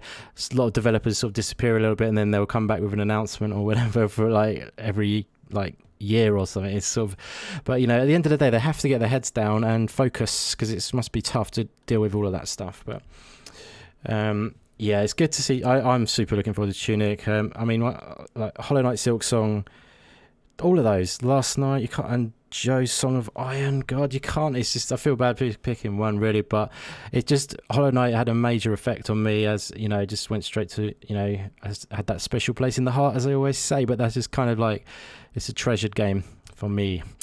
But I'm looking forward to that. So VJ, what did you vote on this one, my man? Oh, sorry, Andy. What was the question? That's all right, my friend. Which one did you vote for on this one? Most anticipated. I can't actually recall. No I'm being problem. quite honest with you. No worries. I know what one you voted. I know which one you voted. That's why you can't recall. You voted for Stray, sir. Oh, yeah. It's probably because it wasn't in the category. Yeah, that's why you didn't remember it. Yeah, you voted for the Annapurna game Stray. And I think there's another one that's caught my eye. Is Backbone. So nice. Yeah, it looks really cool. Good story-driven, pixel art sort of vibe to that game. Looks really cool. Definitely have to talk about that some more in the future. Absolutely. Definitely. So, but I don't want to talk about those too much and take anything away from the winner, to be honest. Yeah, I mean, Tunic's got a lot of love. I know a lot of people who are really excited for that game, and but I like to think of this as more of a. Sorry, buddy. I watched your stream and thank your you. critique. Thank you very much. That's very kind. Yeah, it was great fun to stream it actually. Yeah, and check it out. It definitely feels great to play. I think it's going to be a lot going on. VJ, what's someone in the chat's asking what's Stray about? Have you got much of a insight? All I understand is that it's about a cat, and is it a robot solving problems or making a journey through a city. So Yep. I can't quite Yeah, remember. and it's I like a wouldn't wanna do cyberpunk world, isn't disservice it? by- It's kind of like a Sorry? it's kind of like a juxtaposition, isn't it? Like a cat in a cyberpunk world almost. It's weird, isn't it? Yeah, and I'm sure I heard something about a little robot, but I just can't. I Yeah. can't recall it, and I wouldn't. I definitely think sort of mislead anybody. they haven't shown much, so I think they've only shown one trailer on it. So yeah, I recommend looking it up though. The Choices Matter Gaming. Yeah, it looks really cool, really nice visual style to it. Yeah. But yeah, And I like cats. And you like cats, so that's essentially why it won your heart. Good stuff. Did we have Matt? Did you say anything on this one? Sorry, buddy. Yeah, they sent. You said the Ascent, sorry. Yeah. Anyone else? Everyone's been, haven't they, on this one? I think. Yeah, I think so. Yeah, cool, good stuff. So obviously, I would say everyone's a winner in this game. Everyone's a sorry. I won't sing. Everyone's a winner in this category, in my opinion. They are all amazing games, and they are all games that everyone should definitely put on their wish list, and that helps out the developers a lot. So yeah, definitely wish list all those games, guys, because they are going to be awesome, and looking forward to all of them. Cool. Okay, guys, so we're going to move on to the penultimate category, and then we'll have one more, like I say. So this one's going to be most original, and we're going to dive straight into most original indie game straight away right now, guys. Be sure to hit me up with your most original vote in the chat. So let me know your what you feel like your most original game is, because it might not come right off the top of your head, but something that challenges, has unique ideas and implementation of those ideas in the game. Export 448 is straight in there with Carrion, and I'm liking his thinking. And we're going to go into those most original indie game nominations right now.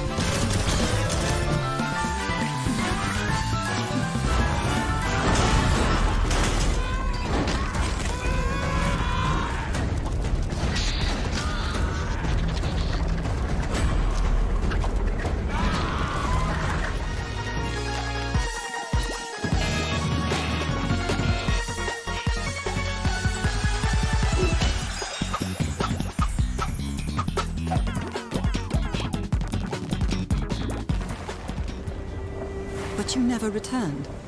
What happened, Harry? Your letters led me to this idyllic, nameless island in the middle of nowhere. What did you find?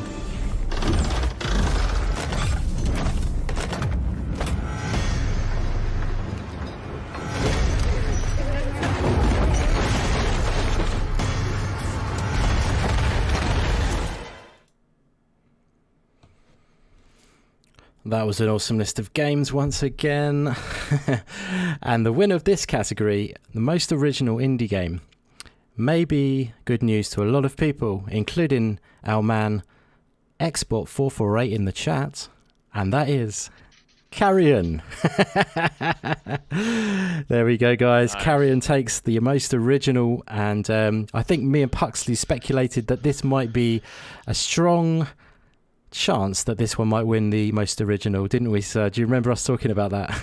Oh, of course I do. Of course I do. And I'm actually really pleased to see this win as well, because again, there's a great list of games there. I mean, that's actually one I've not really heard of much before. Is it Lair of the Untold God or something? Lair of the Clockwork God. Yeah, the reason that game is original is because it blends two genres kind of into the game. I know that's quite a common thing, but the way it does it is sort of like it's a point-and-click adventure mixed with what category is it? They call it like it's like a platform. It's like a precision platformer. So it's got like elements of like Super Meat Boy in there. You might have noticed that from the actual trailer just then, as like a Super Meat Boy bit. And then there's some parts where you'll play as like point and click sort of style, if you know what I mean, while you're doing platforming with the other characters. There's two characters who you play off, if you see what I mean.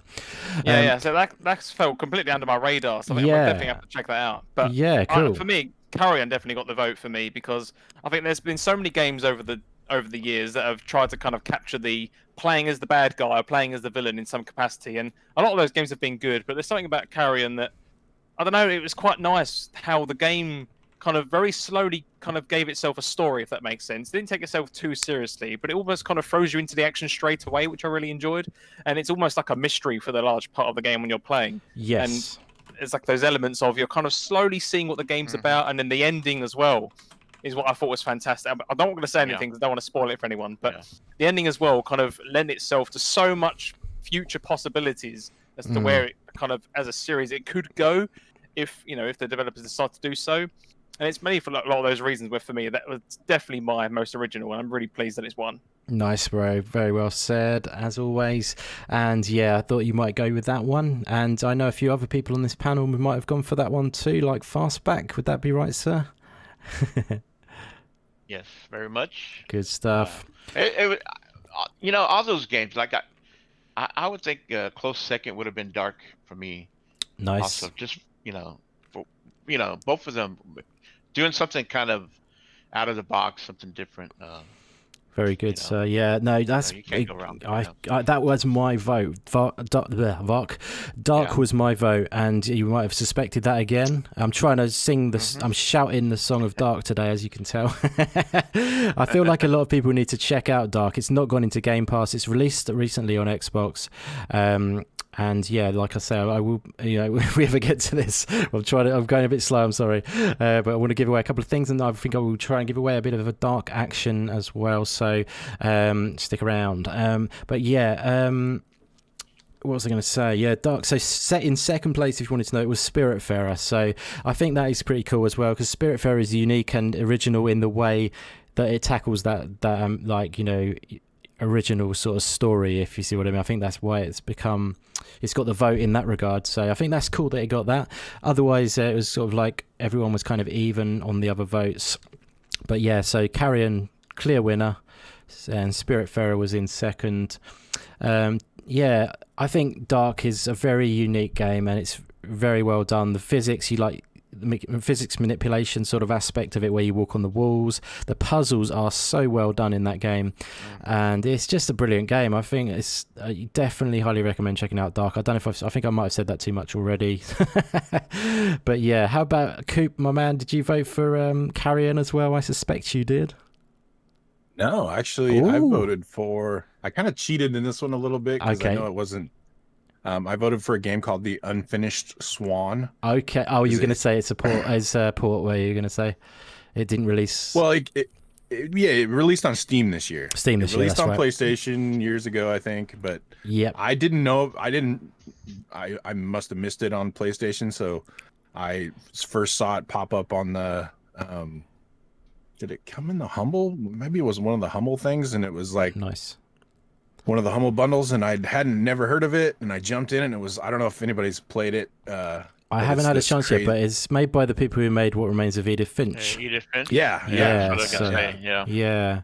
And it's a great great tale, but it's got this beautiful, where you kind of paint you're just in this blank, white world, and you have to sort of paint your way through the levels, and it's just a really neat, just something that totally different that I had never done before that really nice, grabbed me. And so that one, good. And I was trying to kind of diversify my picks too. I wasn't, I had picked Carrion and a few other things, so it was like, okay, I wanted to think something that, and again, that one just, I know it was an older game, but it just released this year on Steam, so I kind of cheated on that one a little bit. That's totally cool. I like the way you did that. Yeah, definitely. And Puxley, what was your take? Didn't you actually? Sorry, it was Mav next, wasn't it? I believe. What was your take, brother? I don't remember who I voted for, but I'm completely fine with Carrion winning that. Good stuff. I mean, it's a amazing game that I got lost in it at times. Like, where do I go? Like, I died, and now I don't remember where I came from. Right, but like the whole take of, hey, you're this mindless creature going through this level, just annihilating people in your path, kind of spins things on its head and changes the perspective of how you're used to playing a game. And it's pretty cool to take that. So definitely worthy of this award. Nice, brother. That's good. Good stuff. Yeah, it's changed it up nicely. I think it did something different, which is cool. Yeah, that's fantastic. And VJ, brother, have you remember what you voted for, or do you try carrying out or anything like that? I haven't tried. I'm probably going to be a little bit vinegary about this. That's all right, no worries. Fine. But yeah, Spiritfarer is still sort of like floating around in my mind. So yeah, no, that's great. Spiritfarer is a good runner-up for that one, I would say. Good stuff, guys. Well, to keep things moving nicely, I haven't missed any of you guys, I don't think, have I? No. Just shout at me if I do miss you any. But yeah, we're going to move on now to the final award of the night. Is it the next day yet? I don't think so. Yeah, so the final award, which you may have well suspected, is going to be the best indie game of the year. This one is voted on by the panel of 23, as I say. So let's see if you can predict this one, guys, and let me know about your best indie game of this year as well in the chat once again. But yeah, I'm going to roll the ultimate overall best indie game of 2020 right now.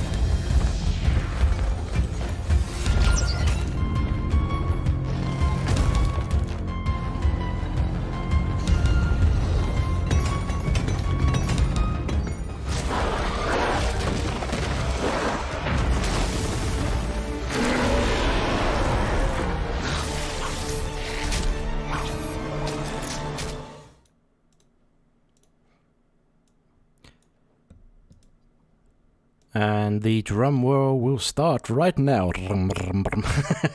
So the winner... Sorry, buddy. Cyberpunk. Cyberpunk, yes. Secret answer number 6. And so the best winner of... the best game... Last of Us 2. Last of Us 2. Outrage. So the indie game of the year, voted on by the 23... guys who I asked, the panel for the Indie Games Awards is Ori and the Will of the Wisps. There you go. Hades is not as evil as you first thought. Yeah, so it was kind of a suspected to happen one. It's an epic game. I do absolutely adore Ori, Will of the Wisps. You know, it's one of my favourite games of all time, to be quite honest. I know you've heard me talk a lot about Hades tonight, but it's because I'm fighting that corner. Everyone else is fighting for the other corner, so I have to show Hades, you know, I have to fight it for them, other than Luke so helping me out in the chat there. But I know there's a ton of love for Hades, but it's just it hasn't come to Xbox yet, so maybe he's not getting as much on this side of things. But yeah, Ori and the Will of the Wisps emphatically won with the voting. Hades came in second still, which is pretty impressive, seeing it's not as many people on the panel who probably play on other consoles other than the Xbox. And then in third position, Carrion. Quite an interesting one. So yeah, pretty cool, guys. So we had Ori, Hades, Carrion, Deep Rock Galactic, pretty cool, and Spiritfarer in that short list of the final 5 for the Indie Game of the Year. So yeah, anyone got anything else they want to say about Ori? Because I'm sure you've said a lot already about it. Feel free to take a different approach to that one. But yeah, Ori's taken Game of the Year. How do you feel about it, guys? Well deserved. What a great game. I love how you just you have to jab that little Xbox Every Sorry time about that. Hades loses. I just It wasn't Hades. Well, blame it on the Xbox. I'm just saying. I just want to say one thing. Actually, everyone jabs at Jeff Keighley and his awards show. It's harder than it looks to organise a balanced jury. You know what I mean? It's definitely a hard thing, and this kind of proves it because I've done it in the similar sort of way, and you kind of have to think every single one. You have to be thinking about, is that going to be swaying it the balance or anything? You know what I mean? You're up front about it though. You're just telling people, hey, guys, this panel of voters might be a little biased, right? We don't do that in some awards. That's why we're the anti-awards. Okay, Ori and the Will of the Wisp won it emphatically, and it was well deserved. There you go. Is that all right? Well deserved. It's a masterpiece. What did I say? It's one of my best games I've ever played. Is that not enough? I disagree. Ori and the Will of the Wisp was the game of the year, indie game of the year, for sure. Well, that's what I meant by it was one of my best games I've ever played, yeah. So, yeah, definitely. Absolutely.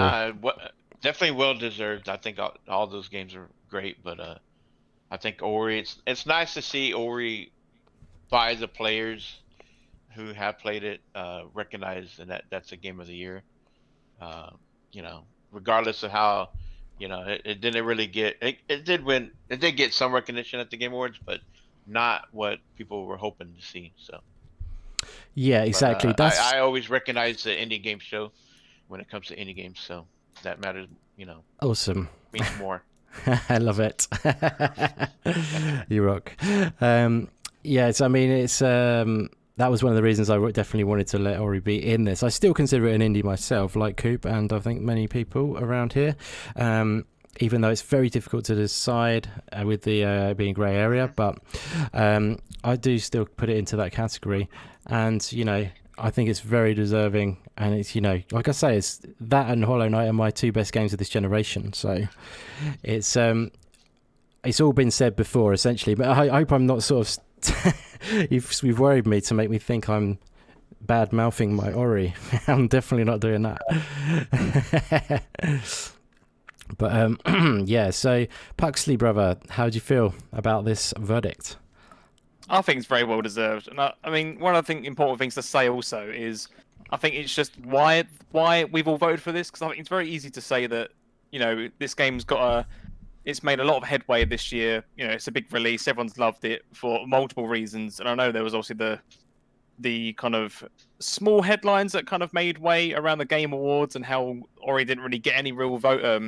Kind of secure any awards through that, and a lot of people felt it was deserved in a lot of ways. But I think what I liked about the way you've done this, at least, is with just focusing on the indie side of things, and as you say, I think most of the panel here do consider Ori to be an indie title.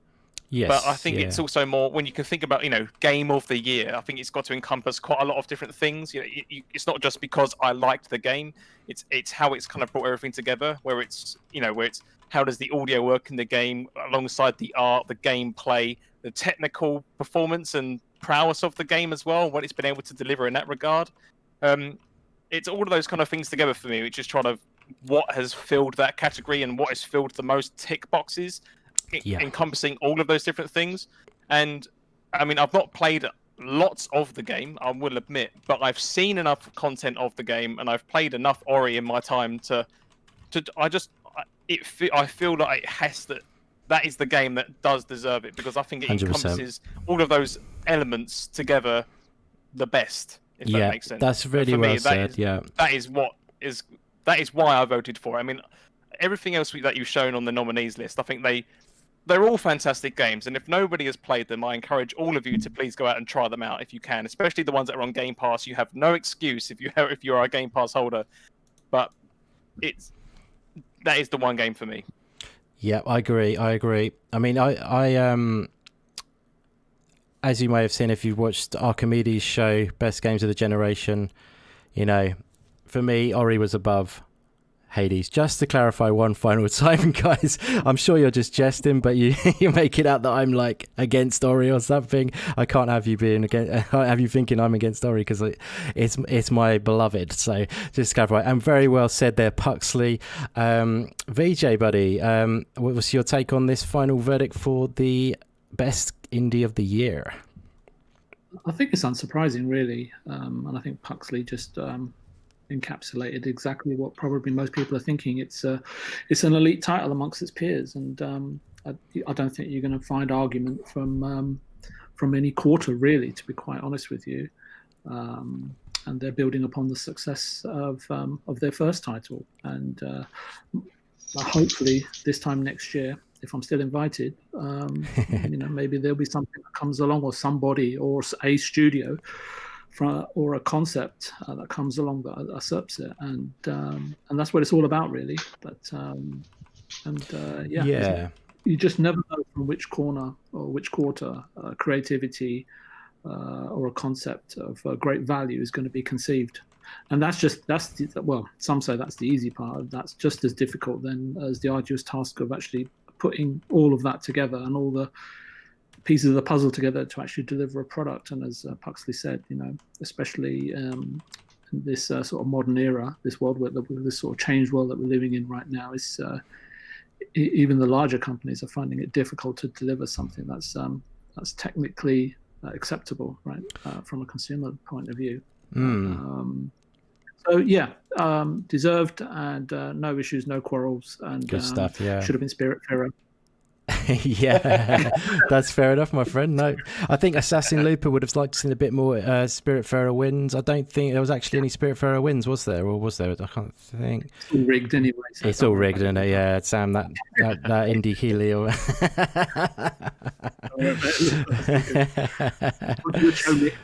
It's funny. Sorry, who have we not checked out on this one? Have everyone checked out on the indie games best indie of the year? Or sorry, I forget now.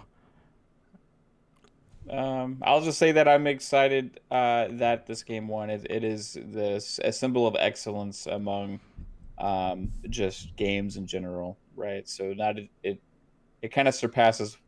The reason I think a lot of people are like, is this an indie game or not? Is just because it's so good. Yeah, that's what I said. Yeah, it's so polished, and it's like hard to think that something that amazing could be made by an indie studio, right? So yeah, absolutely. It rivals a lot of other massive franchises in the quality that it puts out. I would say it rivals a lot of the Nintendo exclusives as far as quality of gameplay and all of that kind of stuff. So, well done by Moon Studios. I'm excited to see what they are cooking up there with Private Division. They're making an action role-playing game, supposedly, there. And I suspect we're going to see bright things from this studio in the future, and maybe at some point will no longer be considered indie. We'll see. But yeah, Ori is just tremendous. Awesome, buddy. Well said. That's fantastic. I love it. Yeah, no, it's great to see. It's great to see again that recognition. Not there's much recognition from us, or me, or whatever. But it's nice to be able to declare that it's an awesome game, and it's not just the fact that as we're saying this is voted by an awesome community of people, and it won the community as well as the overall one in the panel voted for one. So yeah, it's an amazing game, and it's groundbreakingly awesome. It's just it like Puxley said, it shoots on so many cylinders. I think it's a big reason why it's just so magical. It's like music, the art direction, the mechanics in the game are so well tuned. It's just done beautifully. So yeah, I'm really, really glad to see it there for sure. I love Metroidvania games too, and it's done really, really well. Awesome, good stuff, guys. Yeah, sorry about this. We're taking a lot longer. I am anyway, than I initially intended. How are you guys doing for time at the moment? Are you struggling or? Good.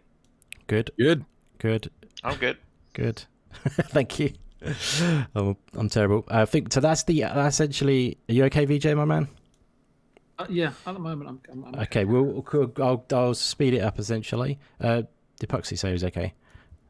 I don't think I can stay for the quiz if that's still going. Yeah, I mean, we could cut that. Yeah, I guess. I don't think I could do that. Yeah. Yeah, we're gonna have to cut it, I think, aren't we? Because the time is crazy, isn't it? How are we gonna do this? It's been a fantastic show, though. Let me just throw that out there. Indy, you've done an absolutely fantastic job of the whole thing, and I think we've all enjoyed talking about all of the different nominees and awards out there. Yeah, it's not the end of the day if we lose the quiz, I guess, is it? Okay, yeah, what we could do then... So how much time have you got maximum kind of thing? Have you got any time? You're asking me, sorry? Kind of the one who's got the least time kind of thing. I've probably got about another 10 minutes. Yep, okay. This is so unprofessional. How am I doing? So 10 minutes. Okay, what we could do then is we will do a very streamlined 10-minute quiz, which involves some giveaway, I guess. Should we do? Because what I want to do is I want to just do a small little giveaway, and I want to do... yeah. Don't know how we're going to... I think 10 minutes is going to be too ambitious, though. I mean, if everyone else wants to stay, I mean, I can shoot off now and then it evens out the teams. It's my fault for messed up the timings again. Just give it away. There's not going to be anybody left in chat to give it away. Okay. Have the chat participate in the quiz. That's what the plan was. Yeah. Yeah. And check your message, Indy. There's another deal to give away. Yeah, okay, cheers. Thank you very much.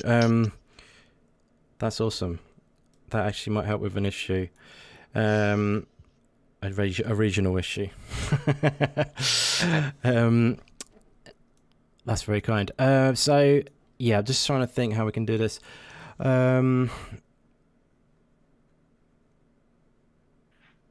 Okay. Let's Yeah,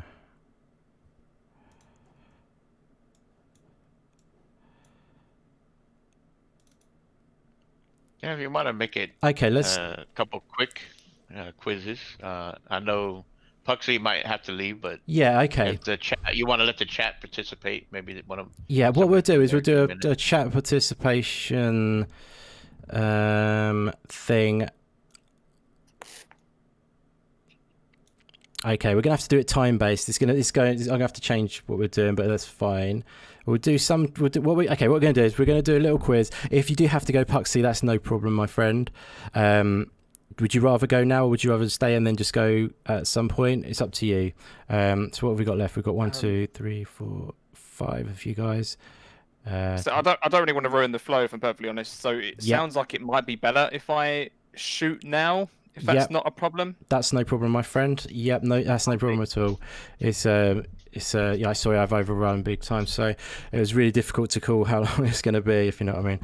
No problem at all. As I say, I think we've all enjoyed it. And before I do go, I mean, props to you, Indy. I know we've spoken behind the scenes about this, but again, I've seen a load of messages in the chat as well who have been really impressed with just the quality of each of the video nominations that you've shown. And I mean, we've not seen any of this beforehand. Well, I haven't at least. And I've been so impressed with what I've seen so far. I mean, props to you, Indy. Congratulations for such a great night. I think you've done such a great job of this. I really hope Thank that everyone so else much. in the chat has absolutely loved this as well. I think it's been a fantastic night, I think, to celebrate indies.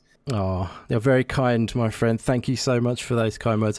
Yeah, and it means a lot, you know, having you on the show. As I love everything what you do, and you're a really great guy as well. But you've just got so much to offer, and it's amazing to have you on the show, and to be going forward doing more shows with you in 2021. I can't wait for doing more stuff with you, buddy. And I really appreciate you being on and doing all that good stuff. All you do basically, and check out Puxley's show tomorrow on Green Pass Gaming. Whenever you want to shout your channel out, buddy. Yeah, I can do very quickly. Yeah, I'm the co-host of Green Pass Gaming. Flap and I will be doing our end-of-year Christmas show tomorrow as well at 8 p.m. GMT. I think all the Twitter links will be going out soon for the actual times across different time zones. So if you'd like to join us there for our little Christmas treat for the end of the year, then by all means, please do. Nice. I think outside of that, I want to wish everyone else, in these tough times, a very good Christmas. Enjoy your New Year's as much as you can. Stay safe, be healthy, and until next time, I suppose you will talk to me later. Awesome, buddy. That's fantastic. Yeah, sorry again, it's a bit long, but you were so awesome on the show, and everyone has been. It's just been so much fun doing this celebratory Indie Games Fest. It's definitely called a fest now, isn't it? Definitely. Indie Fest 2020. Yes, exactly. Thanks, Puxley. You take care, my friend. Yeah, nice one. Take care, panel. Take care, everybody. Take it easy, Puxley. Cheers, buddy. Yep. See you later. See you tomorrow. Yes, I will do. Yeah. You're on that show as well, are you? Tomorrow, yeah. You're everywhere. Love it. Nice little dose of you on the daily. Good stuff, guys. Yeah, so I've got this little indie quiz going on, which I've prepared essentially. We'll just dive into it and just see how it goes. I might just do random giveaways. I've not done a giveaway before, so I'm really I'm shit at this basically. Sorry about this, guys. But I just want to just do a little couple to give back to you guys a little bit. It's just very small, and also Fastback has kindly offered to participate as well, as he's an awesome guy. He's going to be putting something into the pot. So what we'll do is we'll just do a little. I've got a 3-month Game Pass Ultimate to give away, and I'll say maybe I'll do like a couple of games myself as well, and then maybe Fastback's going to do one as well. We'll do like 3 maybe or something like that. Does that sound all right? I'm totally making up as I go along, but I just want to do a little bit. And yeah, I guess I'll just think about how we do that as I go along while I pull up this. So I've got a picture round set up, and I've also got what have I got? I got a mystery Steam review round where we're gonna check out reviews from Steam, and we're gonna have to guess what game it is based on the review. So what we're gonna do is we're gonna divide it into 2 teams of 2. So I'm not gonna answer any questions. So it'll be, let's go Fastback and Mav, and then we'll go Coop and VJ are the 2 teams. Sorry, Indy, I got to burst in here real quick. I just got a work call. I got to bail, man. That's fine, my friend. No problem. Awesome show. Like great job. Love you guys. No worries, brother. Thanks for being awesome, bro. Yeah, cheers. Take it easy. Bye, guys. Take it easy. Okay, maybe we'll do one on each team then. Take care, Coop, bro. Thanks so much. Okay, so maybe we'll do 1 team of 1. I don't know. Or we could do, just do 1 on each team. Shall we do 3 teams? And then we'll do also the chat as a team as well, and then for that particular one I will throw a question out towards the chat, and maybe we'll just do first one to answer it correctly will get some sort of prize, and I'll say when it's going to be done in that way. Essentially, it's very unorganized because I was putting all my organization into the rest of the show, as you can probably tell. But yeah, what we're going to do is we're going to start with where are we? Let me think about this. Okay, I was going to pull up some stuff. Feel free to chat if you want, guys. Just say, what a nice day. And I'm just going to get this up. Give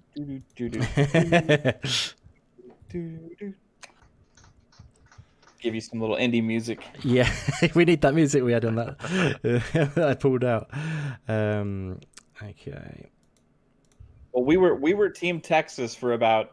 oh yeah, that was a shame. That's okay. We almost had it there, man. Now we're enemies, and you were going down, my friend. Easy now, easy. Okay, here we go. There we go, got it. Okay. Talk about ruining the flow of the show, aren't I? This is the fun after show. Yeah. The show's already been great already. Probably should have stopped it and then just done an after show, maybe. The show will not be tarnished by this. Thank you. Thank you. Cool, guys. So, yeah, this is like the after party. You're in the VIP, guys. Okay, cool. We're going to start with this then. And like I say, we're going to have one on each team on the panel, and then we're going to do fire, and I'll fire a question towards the chat. If the chat could not basically shout out answers, essentially, when I've fired it towards the panel, that would be much appreciated. So what I'm going to do is I'm going to ask Fastback a question, then I'm going to ask Fun Speculation a question, then I'm going to ask VJ a speculation question, and then I will fire one towards the chat, which will be for you guys only. So first of all, I'm going to start with Fastback, and I've got, like I say, it says what we're doing is mystery Steam reviews, and this is pulled from Steam, an actual review from someone who's reviewed a game, and I will give the quote of the actual review, and then if you don't know the answer, you are welcome to say I need a clue. So you can get a clue, and you can ask for either a genre of the game to narrow it down, or you can essentially you can ask for a question. You can ask me a question, and I'll say whether it's acceptable. If it can't be too specific, and I might say it's too specific to the question. Okay, well, let's just get on with it, and then you'll probably understand what happens as it goes. But starting off with, this is the review. Firing this one to Fastback. It's like I say, pulled from Steam, and this is the review pulled exactly from Steam. Okay, a great Metroidvania game with a unique twist that is simply a joy to play. Will you cause terror? Yes. Will you eat people? Yes. Will you chuckle in delight when you catch someone unaware on the toilet? Yes. But it's not super gory, and it's not really gross. Despite that, honestly, it's brilliant, and you should play it. Do you know the answer, sir? Of what game? Can I carry on? Boom. Good start to the show, sir. It's not gory. That was too hard. Not gory. Their gore tolerance is probably high. And just to clarify, guys, if you get the answer right off the first bat, like in other words, you don't ask for any clues, you get 3 points. If you ask for one clue, you get 2 points. If you ask for another clue, you get 1 point. Okay, so Fastback has taken 3 points in the first round. Okay, so we're going Fastback. We're going to we're going over to Mav now for this one. Are you ready, Mav? I think so. It might get a little bit harder. This is quite interesting, actually. I won't say anything because I'll give anything away. Okay, ready for this. Okay, guys. I waited so long to play this game since announcement. I'm reading this verbatim, by the way. If there's any grammar or anything's wrong, it's not my fault. Okay, I'll start again. I waited so long to play this game. Since announcement, I'm not even close to be disappointed. All the pixel art, the glorious synthwave soundtrack, and intense gameplay. The story was surprisingly good, and I'm now wondering if I left any secrets behind. Can't wait to find out. Highly recommended. What game is that, my friend? Oh, man. Okay, game, I'm guessing it's a game that's taken a long time to make. It has pixel art, and it's got a good story. That's a lot of different games. I'll read it one more time if you like. I waited for this game so long. Since announcement, I am not even close to being disappointed. All the pixel art, the glorious synthwave soundtrack, and intense gameplay. The story was surprisingly good, and I'm now wondering what secrets I've left behind. Can't wait to find out. Highly recommended. Oh man! You can have a clue if you want. Yeah, and on I think I'm going to need a clue. You can have a clue of either a genre, or you can have a another review on this game if you wish. I'll take another review. Okay, buddy. So another review is basically side-scrolling Hotline Miami, but better gameplay and story. Okay. Do you want that again? No. That definitely is tells me a lot more about the game. Okay, buddy. Good stuff. Try not to look at the chat. Not that they might steer you wrong. So anyway, yeah. Let's say panel, don't look at the chat, and chat, you can chat away. I'm gonna say Katana 0. I know that's probably wrong. Boom, you've got it right, sir. Nice one. Oh, nice. That fell quite nicely for you, actually, and Fastback, to be honest with you. So you got 2 points there, sir. So because nice. That's what was my first inkling, but man, was it? Yeah. I didn't know people were anticipating it so much. You know what I mean? It was kind of a surprise to me. Yeah, I mean, that's the thing. I don't want to slag off other consoles, but PC gamers, they like their indie games. Yeah. Don't forget, these are all from Steam, these reviews. Right. So, ding, ding, ding, ding. That, you got 2 points because you took one clue. So, where are we? Write this down. Okay, VJ, are you ready for this, sir? Well, unless the answer is Spiritfarer, I might probably get it You wrong. might be. I was hoping it was going to be teams for you, VJ, because I don't know your extent on this knowledge, so do not worry though. But we're going in. Let's do this. So the clue is the review is. This might be quite tricky for you, but all it is ready. Too easy. Died only 9,745 times. That is the whole review. Too easy. Died only 9,745 times. This is an indie game, isn't it? Is that Stubbs' review of Ori? That's my review of Unto the End. That's the one. Love it. It could be any game. I don't know. Scott, I won't give any clues. You probably. I've got our clues for you if you want them. I mean, like. Yeah. Well, I mean, on occasion they do say a blind squirrel finds a nut once in a while. That's true. Oh! Don't look at the chat. No, I'm not. That means you're going to look at the chat. No. I was. Well, the plan was that Archimedes and Puxley were going to message me in the DM. Obviously, they're full. Yeah, I like it. No worries. Do you want a clue on this one, my friend?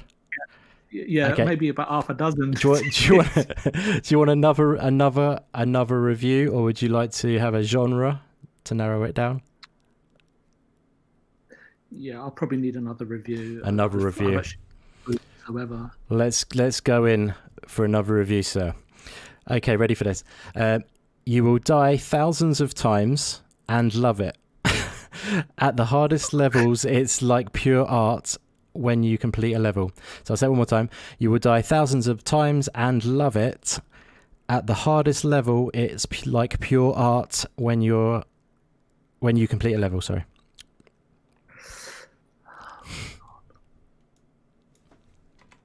I've no clue. Honestly, I've got no clue whatsoever. Only Ori comes to mind, but no worries. We can pass this one across the panel if you like. Yeah, let's do that. See whether Mav's got an idea. Has Mav got an idea on this one? I think I saw the answer in the chat. I think you saw the answer in the chat. No worries, that's fine. I think you did see the answer in the chat. And did you know that was the right answer? I did not, but when I saw it, it clicked. And I was like, oh, yeah. Congratulations, Dragon Wolf. Well done, sir. You got it right in the chat. It's Super Meat Boy. Okay, so we'll move on to the next one if you like, and this one is for the chat. Okay, guys, we are going to do this for the chat. If you've obviously been listening, I think Dragon Wolf is ready and poised for action. What we're going to do, hopefully everyone's got the same sort of connection that they'll get this hear the question at the same time. So if you get this question right, we will do some sort of giveaway for you, either like some sort of game essentially, or maybe the Game Pass. We won't specify because of regional things, depending on where you are, because of situations. Anyway, I will sort something out for you, as in a game, if you get this first out of this review. Okay, guys, so listen up, chat, and like I say, get that answer straight into the chat once you know it.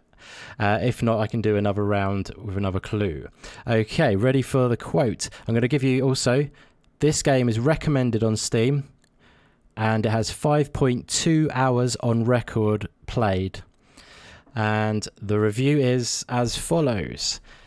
6 years in development, 5 hours of gameplay, 0 lines of story, one hell of a game, infinite reasons to play. Hit me up with your answer in the chat, and if you're first, you will win. Wow. If you don't get it this time round, no one, then we will go with a clue, maybe. Sound like Daz got it. Yeah. House Flipper. I think Dragon Wolf might. You never know. Halo Infinite. It's, oh, by the way, guys, these are all indie games, just to clarify. So I'll say it one more time. 6 years in development, 5 hours of gameplay, 0 lines of story, one hell of a game, infinite reasons to play.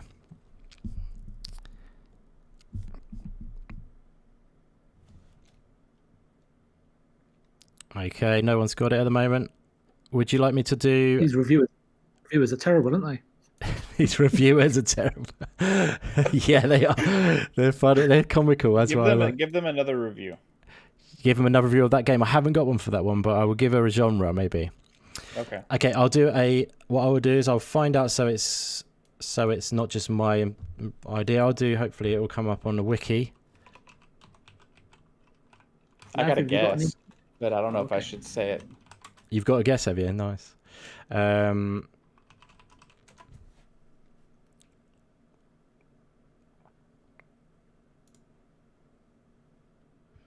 Okay, I'm just looking it up now.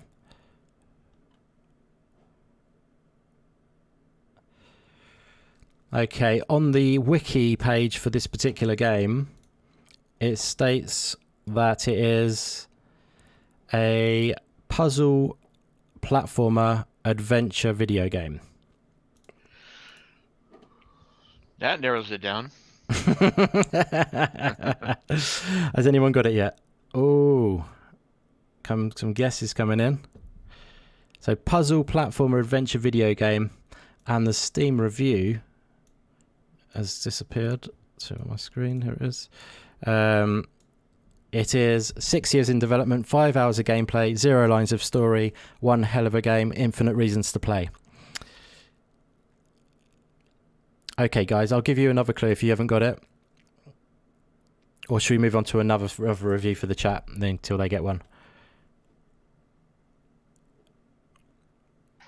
Let's see. Okay, I've got another one. We can come back. I could keep going on clues on this one, but I'm gonna move on. It's all these games are obviously out as well. Ooh. Oops. Shouldn't give away. I'm not a very good poker player, am I? Hey, oh, hey, hello. Daz has got it. It's fixed, I tell you. Wait, is that real? It could be a joke, you know. It's for. Well, he's got the right answer. Like inside what? Yeah, exactly. Yeah. Well, Dazzy baby, you got the right answer. Congratulations, bro. A prize will be coming your way, sir. I would say hit me up in the DMs, but we speak a lot anyway, so you've won, my friend. On that one, we've got more to give away as well. We will sort out these prizes afterwards, what they are, but like I say, there is one that's a 3-month Game Pass Ultimate code, and there'll be we'll give away a couple of games of Dark, and Fastback, I think he's going to be giving away another game very kindly of him. You can give it away. You give it away. Okay, my friend. I gave it to you to give away. Yeah. That's very kind. You're a rock. So yeah, so I'll do 3 game giveaways then on this, shall we? And so one is down. Let's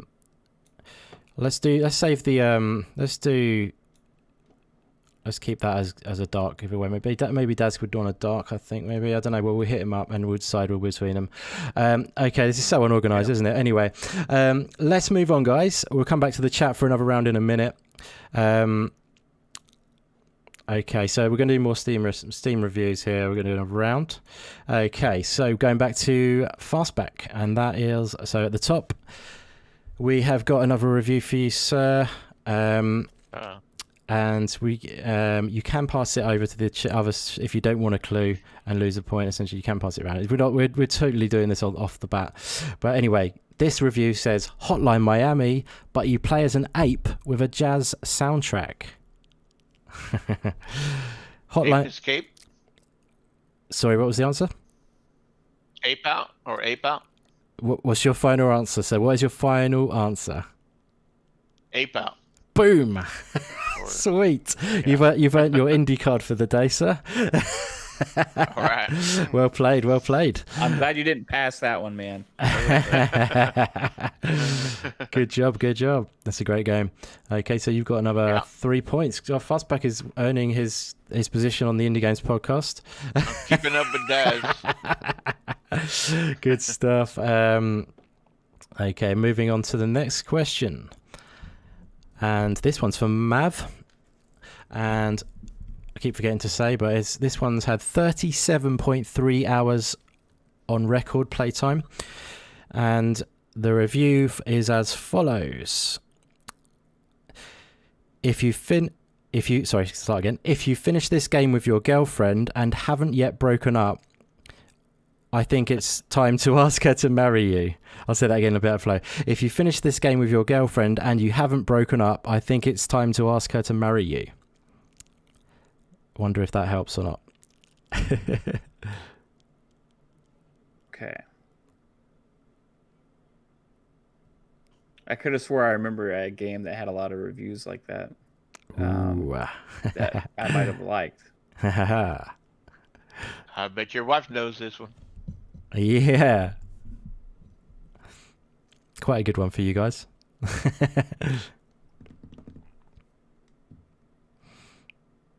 Man. Okay, I'm gonna need another clue though. Yep, no problemo. Do you want a second review or do you want a genre? Let's go with a second review. Okay. So the second review is quite short. I don't know if it's going to help you that much, but it does actually tell you one thing which is quite telling. And the review is better than its predecessor in every way. Okay, so it's a sequel. Mm-hmm. Overcooked 2. Boom! Nicely done, sir. Well played. That's another 2 points for you, my friend. Yeah, but Mr. Fastback is still crushing it here. He is. I think he's got 6 points. 6-4 at the moment. Nice. Good stuff. So I'm surprised. That first one was definitely easy. That one fell into your lap a little bit, didn't it? Yeah. I was a little jealous of that first one. Yeah. I thought I'd start with an easy one, and then it was just you were at the top of the list. So anyway, so next up, VJ, are you ready, my friend? Okay. You may get this one. Okay, so it's got 14.1 hours on record. 2 hours at the time of review. I'm getting more statistics every time. And the review states, a battle royale that's fun. Why did no one think about this before? It's not Fall Guys, is it? Yes, sir. Well, my art and call me toast. Well played, sir. You're back in the game. Loving it. See, it's like they're scoring touchdowns and I'm kicking field goals. You know, this is. Well, that's his first right answer though, so you are still beating VJ. So it's at the moment we're at Fastback's got 6, Mav's got 4, VJ's got 3. Okie dokie. And we need one for the chat now, don't we? Let's find one. Okay, guys. So again, this is a chance to win. So if you get this one right, the first person to get this one right in the chat will win probably a copy of Dark. So, and that will be on Xbox. And we're going to go in with this one now, guys. So if everyone is poised at the ready for this question, it's a Steam review again. And you're going to have to guess what game this is from. Okay, let's do this. Top-notch writing and voice acting. Not so much an adventure game as it is a choose-your-own-adventure combined with some light skill games. Excellent design and humour, where each choice has actual meaning that threads throughout the game. Anyone got any idea on that one? Back for the Dead says Haven, and that is not right, I'm afraid, my friend. It's not Hollow Knight. You can't keep spamming Hollow Knight because it's not going to come up stuff. I'm not that obvious.